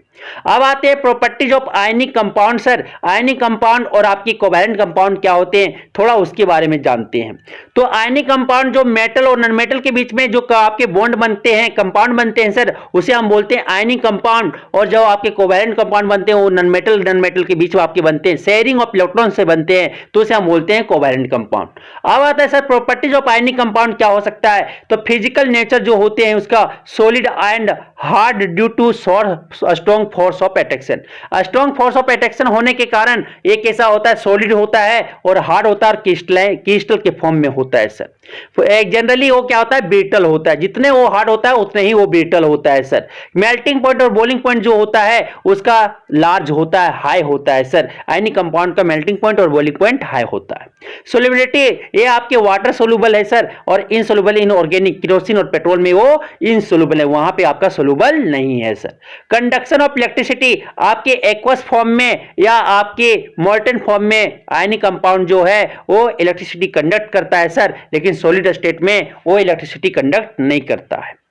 अब बोलता है कि जो आपके एक्वस फॉर्म में या आपके जो है मोल्टन फॉर्म में उसमें आयंस आपके फ्री होते हैं, इसलिए वहां पे इलेक्ट्रिसिटी कंडक्ट होता है, और आपके सॉलिड स्टेट में आयंस फ्री नहीं होने के कारण इलेक्ट्रिसिटी कंडक्ट नहीं करता है सर। कोवैलेंट कंपाउंड में आपका जो होता है वो जनरली आपके गैस, सॉलिड और आपके लिक्विड तीनों फॉर्म में पाए जाते हैं सर। अब जो होता है ये आपकी मेल्टिंग पॉइंट और बॉइलिंग पॉइंट जो होता है उसका लो होता है, और ये आपका इलेक्ट्रिसिटी कोवैलेंट कंपाउंड का नहीं कंडक्ट होता है सर। एग्जांपल कोवैलेंट कंपाउंड का CCl4 H2O COO2, ये आपकी कोवैलेंट कंपाउंड का क्या एग्जांपल है सर। अब आता है अकरेंस ऑफ मेटल, आपके जो अकर्स ये अर्थ क्रस्ट या सी वाटर में आपका मेटल्स का क्या होता है पाया जाता है सर, अकरेंस होता है वहां पे। मिनरल होते हैं और ओर होते हैं। मिनरल क्या बोलते हैं सर, मिनरल में आपके जो है ores plus gangue particle included है। तो एलिमेंट्स और compound occurring naturally in the earth crust, उसे हम क्या बोलेंगे, मिनरल्स बोलेंगे। वैसा एलिमेंट या कंपाउंड जो नेचुरली अर्थ क्रस्ट में पाया जाए तो उसे हम क्या बोलते हैं, मिनरल्स बोलते हैं। अब आते हैं ओर्स। ओर्स जो होता है sir mineral that contain very high percentage of particular metal, this metals can be extracted economically on a large scale is called ore. तो ओर में जो होता है सर गैंग पार्टिकल को हटा दिया जाए, तो ये आप मिनरल से गैंग पार्टिकल को हटा दिया जाए तो क्या बचेंगे, और बचेंगे सर। तो एग्जांपल बॉक्साइट और अल्युमिनियम का होता है सर, हेमेटाइट आयरन का होता है, मैग्नेटाइट आयरन और होता है सर। नेक्स्ट है आपके कि अब extraction of metal based on there reactivity, metal को कैसे एक्सट्रैक्ट करेंगे, द वेरियस स्टेप जो होता है सर, वेरियस स्टेप से हम मेटल को निकालते हैं। तो सबसे पहले और को हम क्या करते हैं सर, कंसंट्रेशन करते हैं या इनरिचमेंट ऑफ और करते हैं। और से क्या करते हैं, इंप्योरिटीज को रिमूव करते हैं सर, गैंग पार्टिकल को हम क्या करते हैं, जो आपकी कचरा है उसे बाहर करते हैं। और उसके बाद separation depend on difference in the physical और केमिकल प्रॉपर्टीज ऑफ और एंड द गैंग। ये आपके किस पे डिपेंड रहेगा, उसके डिफरेंट फिजिकल और केमिकल प्रॉपर्टीज और गैंग का। अब आता है सर मेटल को पहले और को तीन भाग में बांटा गया है कि आपके हाई रिएक्टिविटी सीरीज को अलग रखा गया है, मेटल को मीडियम रिएक्टिविटी को बीच में रखा गया है, और लो रिएक्टिविटी वाले को अलग रखा गया है। तो मेटल जो आपके हाई रिएक्टिविटी होते हैं, सोडियम, पोटासियम, मैग्नीशियम, अल्युमिनियम, ये चार जो मेटल होते हैं सर आपके टॉप मोस्ट, उसे क्या किया जाता है, आपके इलेक्ट्रोलाइसिस से उसे मोल्टन और को इलेक्ट्रोलाइसिस किया जाता है, फिर उस वहां से क्या किया जाता है, प्योर मेटल निकाल लिया जाता है। तो ये आपके क्लोराइड के फॉर्म में होंगे या ऑक्साइड के फॉर्म में होंगे सर। तो जनरली इसमें इलेक्ट्रिसिटी पास करवा के तोड़ के किया जाता है। और सोडियम मेटल जैसे NaCl है तो Na को आप निकाल लेते हैं सर। और ये इसमें जो होता है प्योर फॉर्म में पाया जाता है। मेटल और जो मीडियम एक्टिविटीज के होते हैं, जिंक, आयरन, लीड, ये सबको, तो ये इसमें दो योर पाए जाते हैं सर, एक कार्बोनेट और दूसरा सल्फाइड। कार्बोनेट और जैसे आपका जिंक कार्बोनेट और दूसरा जो है जिंक सल्फाइड, ये दो और है सर। अगर कार्बोनेट और है तो कैल्सिनेशन करेंगे, कैल्सिनेशन मतलब कि एब्सेंस ऑफ एयर में उसे हीट करेंगे, हीट करेंगे तो सर जिंक जो कार्बोनेट है, कार्बोनेट और जो है ऑक्साइड और में चेंज हो जाएगा, ऑक्साइड में चेंज हो जाएगा सर। अगर सल्फाइड हो रहा है तो उसमें हम रोस्टिंग करेंगे, मींस की प्रेजेंस ऑफ एयर, ऑक्सीजन के प्रेजेंस में हम उसे हीट करते हैं। तो दोनों किसमें चेंज करेगा, ऑक्साइड ऑफ मेटल में चेंज करेगा सर। जिंक कार्बोनेट है तो जिंक ऑक्साइड में चेंज हो जाएगा, जिंक सल्फाइड हो तो जिंक ऑक्साइड में चेंज हो जाएगा। प्लस क्या देगा, CO2 देगा आपके कार्बोनेट और वाले में, सल्फाइड वाले में क्या देंगे, SO2 देंगे सर।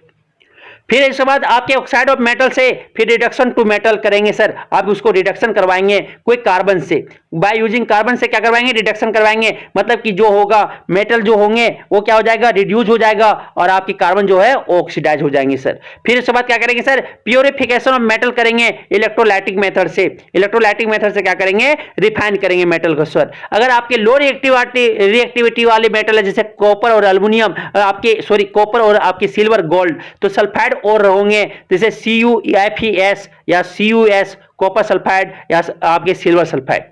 तो इसमें क्या करेंगे सर, रोस्टिंग करेंगे, done for sulphide ores only, उसमें रोस्टिंग करेंगे, हीट करेंगे ऑक्सीजन के प्रेजेंस में, तो किसमें चेंज हो जाएगा, मेटल ऑक्साइड में चेंज हो जाएगा। फिर क्या करवा देंगे, रिडक्शन बाय कार्बन से करवा देंगे, सिंपली हीट करने से क्या हो जाएगा, आपके मेटल बेस चेंज हो जाएगा। मेटल इंप्योरिटीज रहेगा तो फिर क्या करेंगे, refining to get pure metal, means refining करेंगे इलेक्ट्रोलाइटिक मेथड से, उसे हम प्योर करेंगे सर। कैल्सिनेशन और रोस्टिंग में डिफरेंस क्या होता है, तो it is done for carbonate और, ये कार्बोनेट और की कैल्सिनेशन जो है कार्बोनेट और के लिए किया जाता है, और इसे एब्सेंस ऑफ ऑक्सीजन में ओर्स को क्या किया जाता है, हीट किया जाता है, और कार्बन डाइऑक्साइड क्या होता है, रिलीज होता है, मेटल ऑक्साइड जो होते हैं ऑब्टेन होता है। जब जिंक कार्बोनेट को हीट किया जाए in the absence of oxygen तो जिंक ऑक्साइड प्लस क्या बनेंगे, कार्बन डाइऑक्साइड बनेंगे सर। रोस्टिंग ये जो है आपका सल्फाइड और के लिए किया जाता है, और ये सल्फाइड और को हीट किया जाता है किसके प्रेजेंस में, ऑक्सीजन के प्रेजेंस में हीट किया जाता है, सल्फर डाइऑक्साइड गैस रिलीज होते हैं और मेटल ऑक्साइड आपका क्या होता है, ऑब्टेन होता है सर।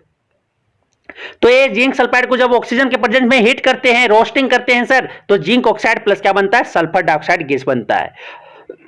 सॉरी। अब आता है रिफाइनिंग ऑफ मेटल, तो to obtain pure metal electrolytic refining of metal is done. मतलब कि आपका जो है दो स्टेप लिया जाता है, एनोड और कैथोड बनाया जाता है, मींस कि एक बैटरी से आपका एनोड और कैथोड मतलब पॉजिटिव टर्मिनल को, एक रोड को, इम्प्योर मेटल को ऐड किया जाता है एनोड में पॉजिटिव इलेक्ट्रोड से, और आपका जो नेगेटिव जो है नेगेटिव इलेक्ट्रोड से किसको ऐड किया जाता है, प्योर मेटल को। तो यहां पे रिएक्शन होता है सर, आपके जो होते हैं जो आपके इलेक्ट्रोलाइटिक रिफाइनिंग जो होता है वो आपके क्या होते हैं, मेटल जो के एनोड से टूट के आपके Cu2+ में, वो टूट के किस में जाता है सर, आपकी जो होते हैं आपके पतली स्ट्रिप जो लिया जाता है वो आप किसका, आपके कैथोड में लिया जाता है प्योर मेटल का, और थिक स्ट्रिप आपके थिक रोड आपके लिया जाता है किसका, इम्प्योर मेटल का एनोड में। आपके जो एनोड का जो मड होता है सर, आप एनोड मड किसको बोलते हैं, जो इंप्योरिटीज आपके टूट के जो मिलते हैं वो आपके एनोड के जस्ट नीचे बैठ जाता है, उसी को हम क्या बोलते हैं, एनोड मड बोलते हैं सर। तो ये आपके थे पूरे एक्सट्रैक्शन ऑफ मेटल और रिफाइनिंग ऑफ मेटल, ये आप समझ चुके होंगे। अब हम लोग आते हैं क्या, माइंड मैप देख देते हैं फिजिकल प्रॉपर्टीज मेटल और नॉन मेटल का, उसके बाद केमिकल प्रॉपर्टीज और नॉन मेटल्स का केमिकल प्रॉपर्टीज देखेंगे। तो मेटल्स का केमिकल फिजिकल प्रॉपर्टीज सॉलिड होता है sir, high melting point, boiling point होता है, हाई डेंसिटी होता है, मेलेबल एंड डक्टाइल होता है sir, good conductor of heat and electricity होते हैं, ठीक है। और उसका केमिकल प्रॉपर्टीज अगर मेटल्स का देखें तो मेटल को जब ऑक्सीजन के साथ रिएक्ट करवाया जाता है तो मेटल ऑक्साइड बनता है सर, मेटल को जब वाटर के साथ रिएक्ट किया जाता है तो मेटल हाइड्रोक्साइड प्लस H2 बनते हैं सर। फिर उस बाद जब मेटल को डाइल्यूट एसिड के साथ रिएक्ट करवाया जाता है तो सॉल्ट प्लस H2 बनते हैं सर। मेटल को जब क्लोरीन के साथ रिएक्ट करवाया जाता है तो मेटल क्लोराइड बनते हैं। मेटल को जब हाइड्रोजन के साथ रिएक्ट करवाया जाता है तो मेटल हाइड्राइड बनते हैं सर। नॉन मेटल का physical property solid, liquid, gas तीनों फॉर्म में पाए जाते हैं सर। ये नॉन मेटालिक जो होते हैं, ये आपके जो नॉन मेटल होते हैं, नॉन मेलेबल और नॉट डक्टाइल होता है सर। ये ना मेलेबल होता है ना डक्टाइल होता है। उसका मेल्टिंग पॉइंट, बॉइलिंग पॉइंट लो होता है सर, और ये poor conductor of heat and electricity होते हैं। केमिकल प्रॉपर्टी, जब नॉन मेटल को ऑक्सीजन के साथ रिएक्ट करवाया जाए तो नॉन मेटल ऑक्साइड बनते हैं। नॉन मेटल ऑक्साइड को जब अस्टीम के साथ रिएक्ट करवाया जाए तभी वो रिएक्शन शो नहीं करते हैं। नॉन मेटल जब एसिड के साथ रिएक्ट करवाया जाता है तो नो रिएक्शन होता है सर। नॉन मेटल जब क्लोरीन के साथ रिएक्ट करवाया जाता है तो नॉन मेटल क्लोराइड बनते हैं, और जब नॉन मेटल को हाइड्रोजन के साथ रिएक्ट करवाया जाता है तो नॉन मेटल हाइड्राइड बनते हैं सर। और इस तरह से आपका मेटल एंड नॉन मेटल के चैप्टर को हम शॉर्ट रिवीजन कर चुके हैं। अब हम लोग कार्बन एंड इट्स कंपाउंड का देखने जा रहे हैं। अब हम लोग कार्बन एंड इस कंपाउंड देखने जा रहे हैं। तो बॉन्डिंग इन कार्बन, कार्बन जो है सर कोवैलेंट बॉन्ड बनाता है। कार्बन का जो वैलेंसी होता है 4 होता है।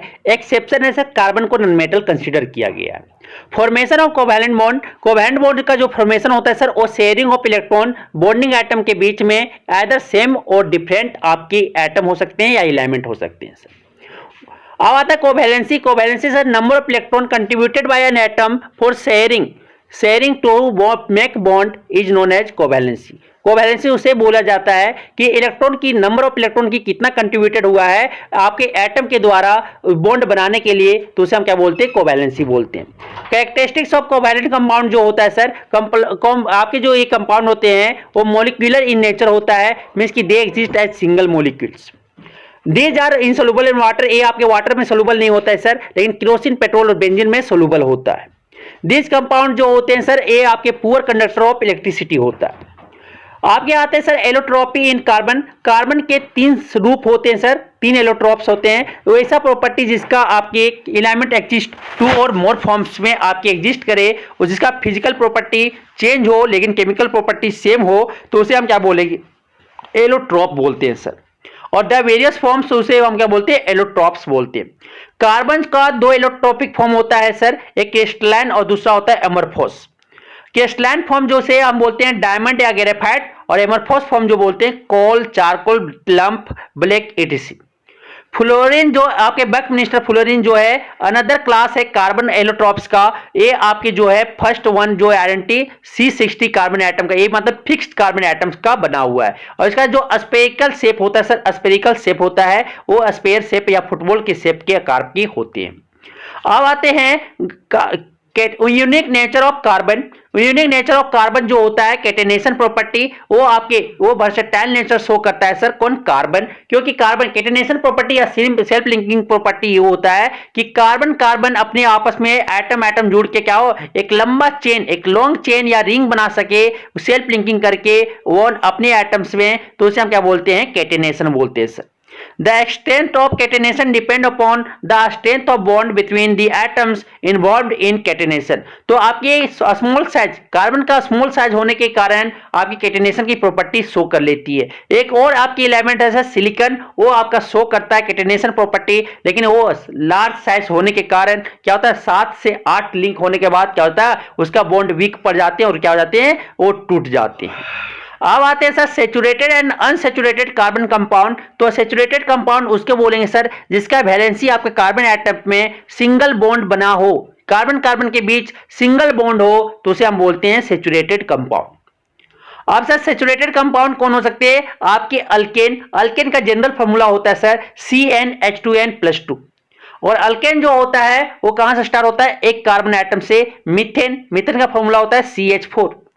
इथेन होता है C2H6। फिर आपके होते हैं प्रोपेन, प्रोपेन का जो आपका होता है सर, आपके फॉर्मूला होते हैं C3H8। फिर आपके बुटेन होता है C4H10। फिर आपके होते हैं pentane C5H12 and so on.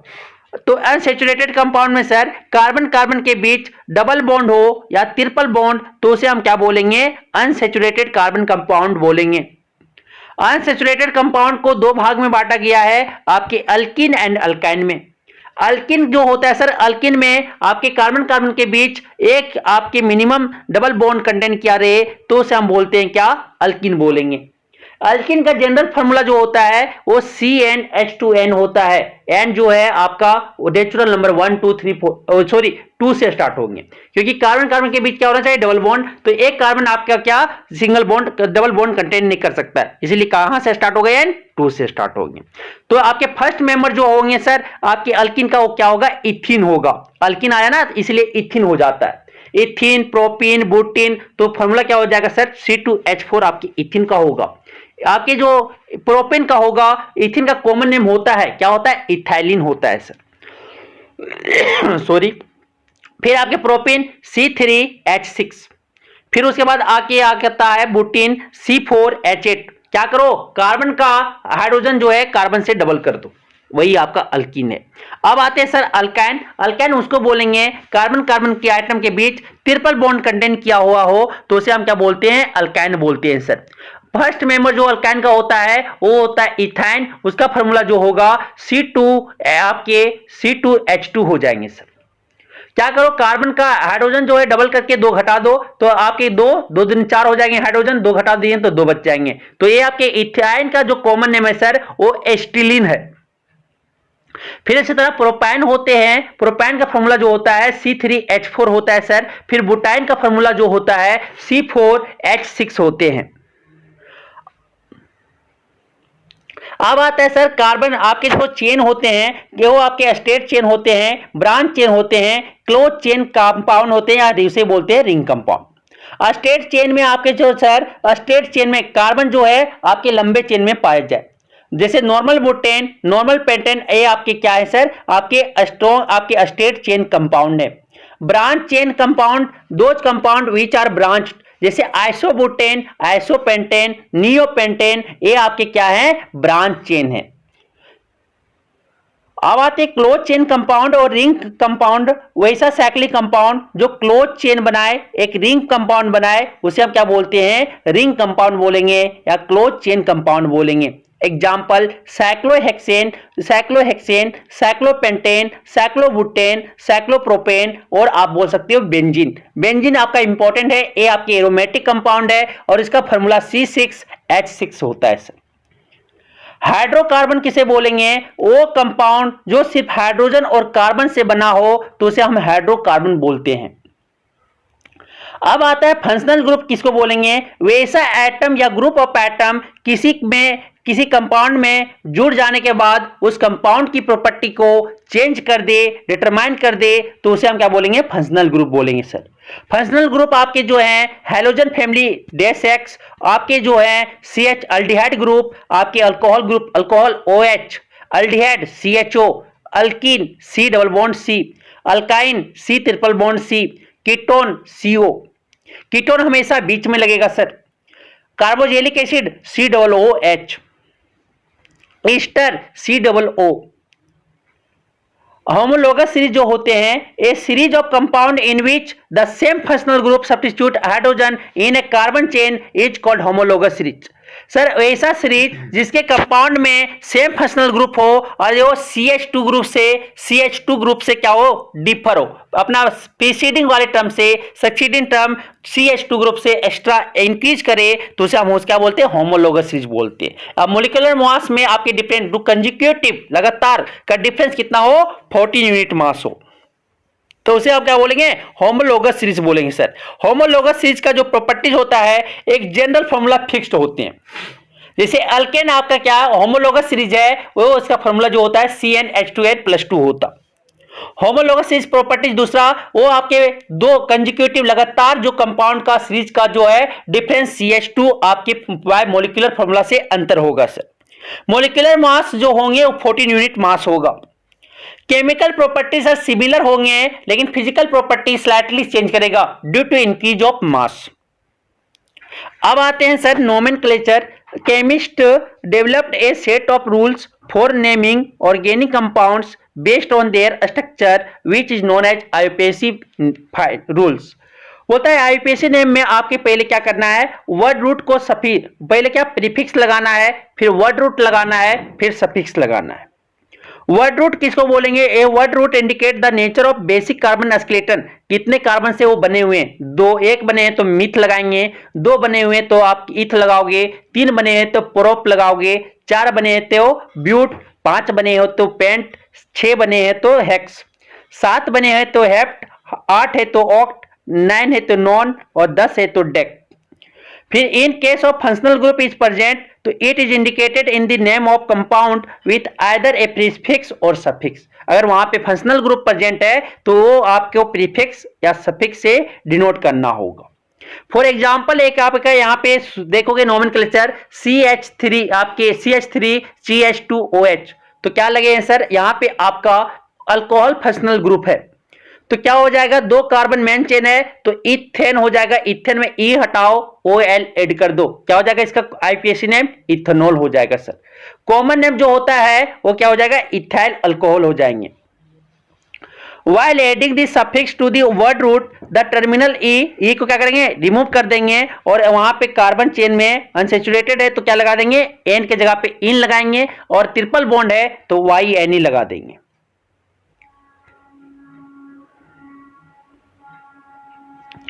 अब एक ये हेलोजन, फंक्शनल ग्रुप आपके हेलोजन है तो क्लोरो ब्रोमो आइडो लगाएगा प्रीफिक्स में, और फंक्शनल ग्रुप क्या है, क्लोरो के लिए Cl, आपके ब्रोमो के लिए Br और आइडो के लिए ISN। Example CH3 CH2 CH2Br है तो इसे हम क्या बोलेंगे, मेन कार्बन चेन कितना है सर, 3 कार्बन चेन का है, उसके ऊपर क्या लगा हुआ है, ब्रोमीन, तो क्या बोलेंगे, ब्रोमो कितना, ब्रोमो प्रोपेन, इसका IPAC नेम हो जाएगा, प्रीफिक्स में लगेगा ये और क्या हो जाएगा, ब्रोमो प्रोपेन हो जाएगा। अल्कोहल, अल्कोहल क्या है, OL, इसमें सफिक्स जो लगेगा OL लगेगा सर, इसका जो फंक्शनल ग्रुप है OH है। एग्जांपल CH3 CH2OH, तो इसका IPAC नेम जो हो जाएगा इथेनॉल हो जाएगा सर। इथेन में E हटाओ, OL ऐड कर दीजिए। फिर अल्डिहाइड है, अल्डिहाइड का सफिक्स लगता है सर, AL लगाएंगे, लास्ट में ऐड करेंगे, इसका फंक्शनल ग्रुप जो होता है CHO होता है।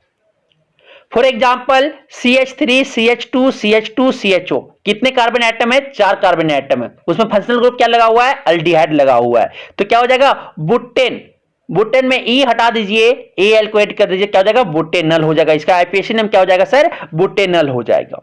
लेकिन एक चीज, आपका मिथेनल का कॉमन नेम जो होता है वो होता है फॉर्मल्डिहाइड, आपको याद रखना है, और आपके जो इथेनॉल का फॉर्मल आपके कॉमन नेम होते हैं वो होते हैं इथाइलडिहाइड, एस्टल्डिहाइड, सो एस्टल्डिहाइड आपको याद रखना है। फिर आते हैं कीटोन, कीटोन में आपके सफिक्स लगते हैं, ONE लगाना है, वर्ड रूट प्लस क्या लगाना है, सफिक्स लगाना है सर, तो आपके हो जाएंगे क्या, इसका फंक्शनल ग्रुप जो होता है CO होता है, क्या हो जाएंगे, CH3 CO CH3, आपका इसका IPAC नेम लिखना है तो IPAC नेम कितना कार्बन है, 3 कार्बन है, क्या हो जाएगा, प्रोपेनोन हो जाएंगे, क्या हो जाएंगे, propanone.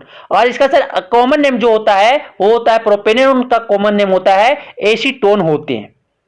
Carboxylic acid, oic acid, suffix लगाना है oic acid, OIC acid add कर देना है सर, इसका फंक्शनल ग्रुप जो होते हैं COOH होता, तो ये आपके IPAC नेम लिखना है इसका CH3 CH2 COOH। 3 carbon chain sir, main carbon chain कितना है, 3 आपके स्टेट चेन कार्बन का है, 3 कार्बन एटम, उसका क्या हो जाएगा, प्रोपेन, और क्या लगाएंगे, OIC लगाएंगे, प्रोपेनोइक एसिड हो जाएंगे सर। एक आपके कार्बोजेलिक एसिड के कुछ आपके कॉमन नेम है, पहला जो मिथेनोइक एसिड होगा, मिथेनोइक एसिड का जो कॉमन नेम है वो आपके फॉर्मिक एसिड है, और इथेनोइक एसिड का जो कॉमन नेम होगा वो आपके एसिटिक एसिड होंगे। अब आते हैं सर ईस्टर, ईस्टर में क्या होता है, COO होता है, जैसे CH3 COO C2H5, तो क्या हो जाएगा, इथाइल इथोनेट हो जाएंगे या इथाइल एसीटेट कह सकते हैं सर। अब आते हैं chemical properties of carbon compound, combustion करवाएंगे सर, जब मीथेन को ऑक्सीजन के प्रेजेंस में जलाएंगे तो क्या बनेगा, carbon dioxide plus water plus क्या बनेंगे, हीट और लाइट देगा सर। अब ऑक्सीडेशन करवाएंगे, जब इथेनॉल को अल्काइन KMNO पोटासियम परमैंगनेट या एसिडिफाइड पोटासियम डाइक्रोमेट के साथ हीट करवाएंगे तो ये किसमें एक्सचेंज हो जाएगा, आपके इथेनोइक एसिड में कन्वर्ट हो जाएगा सर, मींस की अल्कोहल आपके अल्कोनोइक एसिड में चेंज हो जाएगा, क्योंकि ये आपका नेसेंट ऑक्सीजन प्रोवाइड करेंगे सर, नेसेंट ऑक्सीजन। आपके जो आपके सब्सटेंस जो यूज किया जा रहा है फॉर ऑक्सीडेशन के लिए उसको ऑक्सीडाइजिंग एजेंट कहते हैं, मींस की अल्कलाइन KMNO4 या एसिडिफाइड K2Cr2O7 आपके ऑक्सीडाइजिंग एजेंट है सर, वो ऑक्सीजन को क्या कर रहा है, प्रोवाइड कर रहा है। अब आते हैं एडिशन रिएक्शन, अनसैचुरेटेड हाइड्रोकार्बन में हम जो एडिशन करते हैं आपका हाइड्रोजन को इन the presence of catalyst, catalyst आपके निकल हो सकते हैं या प्लेडियम हो सकता है, तो उसे हम क्या बोलते हैं, एडिशन रिएक्शन बोलते हैं सर, या उसको बोलते हैं वेजिटेबल ऑयल से वेजिटेबल घी बनाना, मींस की अनसैचुरेटेड हाइड्रोकार्बन से सैचुरेटेड हाइड्रोकार्बन बनाना होता है, मींस की जो डबल बॉन्ड रहेंगे और टूट के क्या बना देगा, सिंगल बॉन्ड बन जाएगा, हाइड्रोजन वहां पे क्या हो जाएंगे, ऐड हो जाएंगे सर। अब आते हैं सब्स्टिट्यूशन रिएक्शन, तो saturated hydrocarbon give substitution reaction, methane को जब सनलाइट के प्रेजेंस में क्लोरीन के साथ क्लोरीनेशन करवाया जाता है तो सारा क्लोरीन अगर लिमिटेड में है तो CH3Cl बनेगा, और अगर आपके एक्सेस में है तो सारा हाइड्रोजन को क्या करेगा, रिमूव करके टेट्राक्लोरोमीथेन बना देगा, मिथाइल टेट्राक्लोराइड बना लेंगे। सर उसी में एक आपका फॉर्म बनता है CHCl3, उसको बोलते हैं क्लोरोफॉर्म, ट्राइक्लोरोमीथेन। ये आपको बेहोशी के लिए के लिए बेहोशी के लिए इसे यूज किया जाता है। अब आते हैं some important carbon compound alcohol का, देखेंगे उसका रिएक्शन भी कर रहे हैं। सम इंपॉर्टेंट अल्कोहल जो होते हैं, OH ग्रुप अटैच्ड होता है कार्बन एटम में, उसे आप बोलते हैं अल्कोहल बोलते हैं। इथेनॉल सर, इथेनॉल जो होता है, इथेनॉल का जो कॉमन नेम होता है वो इथाइल अल्कोहल होता है, उसका जो फॉर्मूला होता है C2H5OH होता है सर। इसके जो प्रॉपर्टी होते हैं सर इथेनॉल का, वो आपका होता है कलरलेस होता है, और ये क्या होते हैं सर, उसके ऑर्डर होते हैं, और ये आपके वाटर में कोई भी प्रोपोर्शन में मिक्स हो सकता है। इसे सर एडिटिव, फ्यूल के एडिटिव की तरह यूज किया जाता है। उसे आप क्या ड्रिंकिंग के लिए, अल्कोहल बनाने में यूज किया जाता है, वाइन बनाने में यूज किया जाता है, इसे ईस्टर बनाने में यूज किया जाता है sir, ETC। Properties of ethanol sir, अगर आप रिएक्शन करवाएं किसके साथ, सोडियम के साथ, तो क्या मिलता है आपके, सोडियम इथोक्साइड मिलता है प्लस H2 मिलता है सर, हाइड्रोजन गैस मिलते हैं। तो हाइड्रोजन गैस अगर ये लिबरेट कर रहा है सर, तो ये कैसा देता है, जलाने पे वो पॉप साउंड के साथ जलेगा। रिएक्शन विथ कंक H2S4, अगर आप अल्कोहल में, इथेनॉल में कंसंट्रेटेड H2O4 डाल दीजिएगा 443 केल्विन में, तो आपके क्या हो जाएगा सर, ये आपका इथिन में कन्वर्ट हो जाएगा, पानी बाहर निकल जाएगा, तो इसी को बोलते हैं डिहाइड्रेशन। ठीक है, डिहाइड्रेशन करवा देंगे सर, कंक H2SO4 डाल देंगे अल्कोहल में, तो क्या बन जाएगा, अल्किन बन जाएगा, इथिन बन जाएगा सर, इथेनॉल से इथिन बन जाएगा। Alcohol as a fuel, alcohol को पेट्रोल में 20% मिक्स करके इसे क्या गैसोल बनाया जा रहा है, जो आपके इन्वायरमेंट का दोस्त बनाया जाए, मतलब कि वो आपको कम पोल्यूट करेगा। Harmful effect of drinking alcohol, अगर आप अल्कोहल पे अगर ड्रिंकिंग करते हैं सर, पर्पज के लिए कंटेंट करते हैं, तो मिथाइल अल्कोहल अगर कंटेंट किया हुआ इसमें इंप्योरिटी की तरह, तो ये सीरियस पॉइजनिंग होगा, और आपका आई सेट का लॉस जो है वो लूज कर देगा सर। और एक बीमारी होता है क्रियोसिस हो जाएगा, आपका हैबिट फॉर्मिंग डैमेज लिवर, और इस बीमारी का नाम है क्रियोसिस हो जाएंगे। अब आते हैं इथेनोइक एसिड। इथेनोइक एसिड का जो कॉमन नेम है सर, वो एस्टिक एसिड है, और इसका फॉर्मूला जो होता है CH3COOH होते हैं। इथेनोइक एसिड जो है सर, कमर्शियली इसे एस्टिक एसिड होता कहते हैं, और ग्रुप ऑफ एसिड कहते हैं कार्बोजेलिक एसिड का। केमिकल प्रॉपर्टीज इसका जो है, केमिकल प्रॉपर्टीज जो है वो अगर बेस के साथ रिएक्ट करवाते हैं NOH के साथ, तो क्या बन जाता है सर, आपके सोडियम इथोनेट प्लस वाटर बन जाते हैं सर।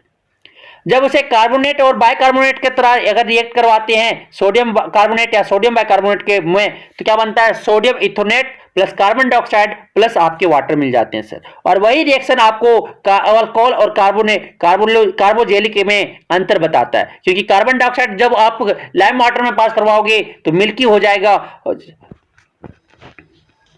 अब आते हैं सर नेक्स्ट क्वेश्चन, अगर रिएक्शन विद अल्कोहल, अल्कोहल के साथ अगर रिएक्ट करवाते हैं तो क्या बन जाता है सर, अगर कंक H2SO4 के साथ, तो ये आपके बन जाता है ईस्टर का फॉर्मेशन करता है सर, इथाइल एसीटेट या इथोनेट बन जाता है, प्लस वाटर देता है।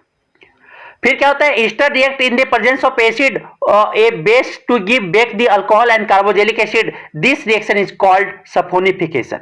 और फिर जब हम ईस्टर को बेस के साथ रिएक्ट करवा देते हैं, तो ये क्या दे देता है सर, अल्कोहल दे देता है, और कार्बोजेलिक एसिड का एक सॉल्ट देता है, जिसे हम क्या बोलते हैं, सफोनिफिकेशन, मतलब साबुनीकरण कहते हैं सर।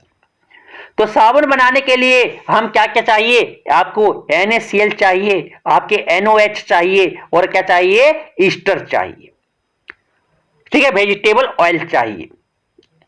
ठीक, अब आता है क्या, आपके soap and detergent. Soap sir वो आपका सोडियम और पोटासियम सॉल्ट होता है, long chain acidic carboxylic acid, और डिटर्जेंट जो होता है एमोनियम और सल्फेट सॉल्ट होता है, long chain of carboxylic acid का। सर सोप जो है वो हार्ड वाटर में आपका सोल्यूबल नहीं, मतलब कि वहां पे आप कपड़ा हार्ड वाटर में धो नहीं सकते, लेकिन डिटर्जेंट आप हार्ड वाटर और सॉफ्ट वाटर में, दोनों में आप वो धो सकते हो सर। दोनों में आपके फॉर्म बन जाएंगे, लेकिन सोप में का आपका हार्ड वाटर में मिसेल नहीं बनेगा। सर आपके सोप में दो पार्ट होते हैं, आयंस आपके जो होते हैं, दो पार्ट होते हैं सोप में, एक आपका आयनिक पार्ट होता है, एक आपका नॉन आयनिक पार्ट होता है। आयनिक पार्ट का दूसरा नाम है हाइड्रोफिलिक, और आपका नॉन आयनिक पार्ट का है हाइड्रोफिलिक फोबिक।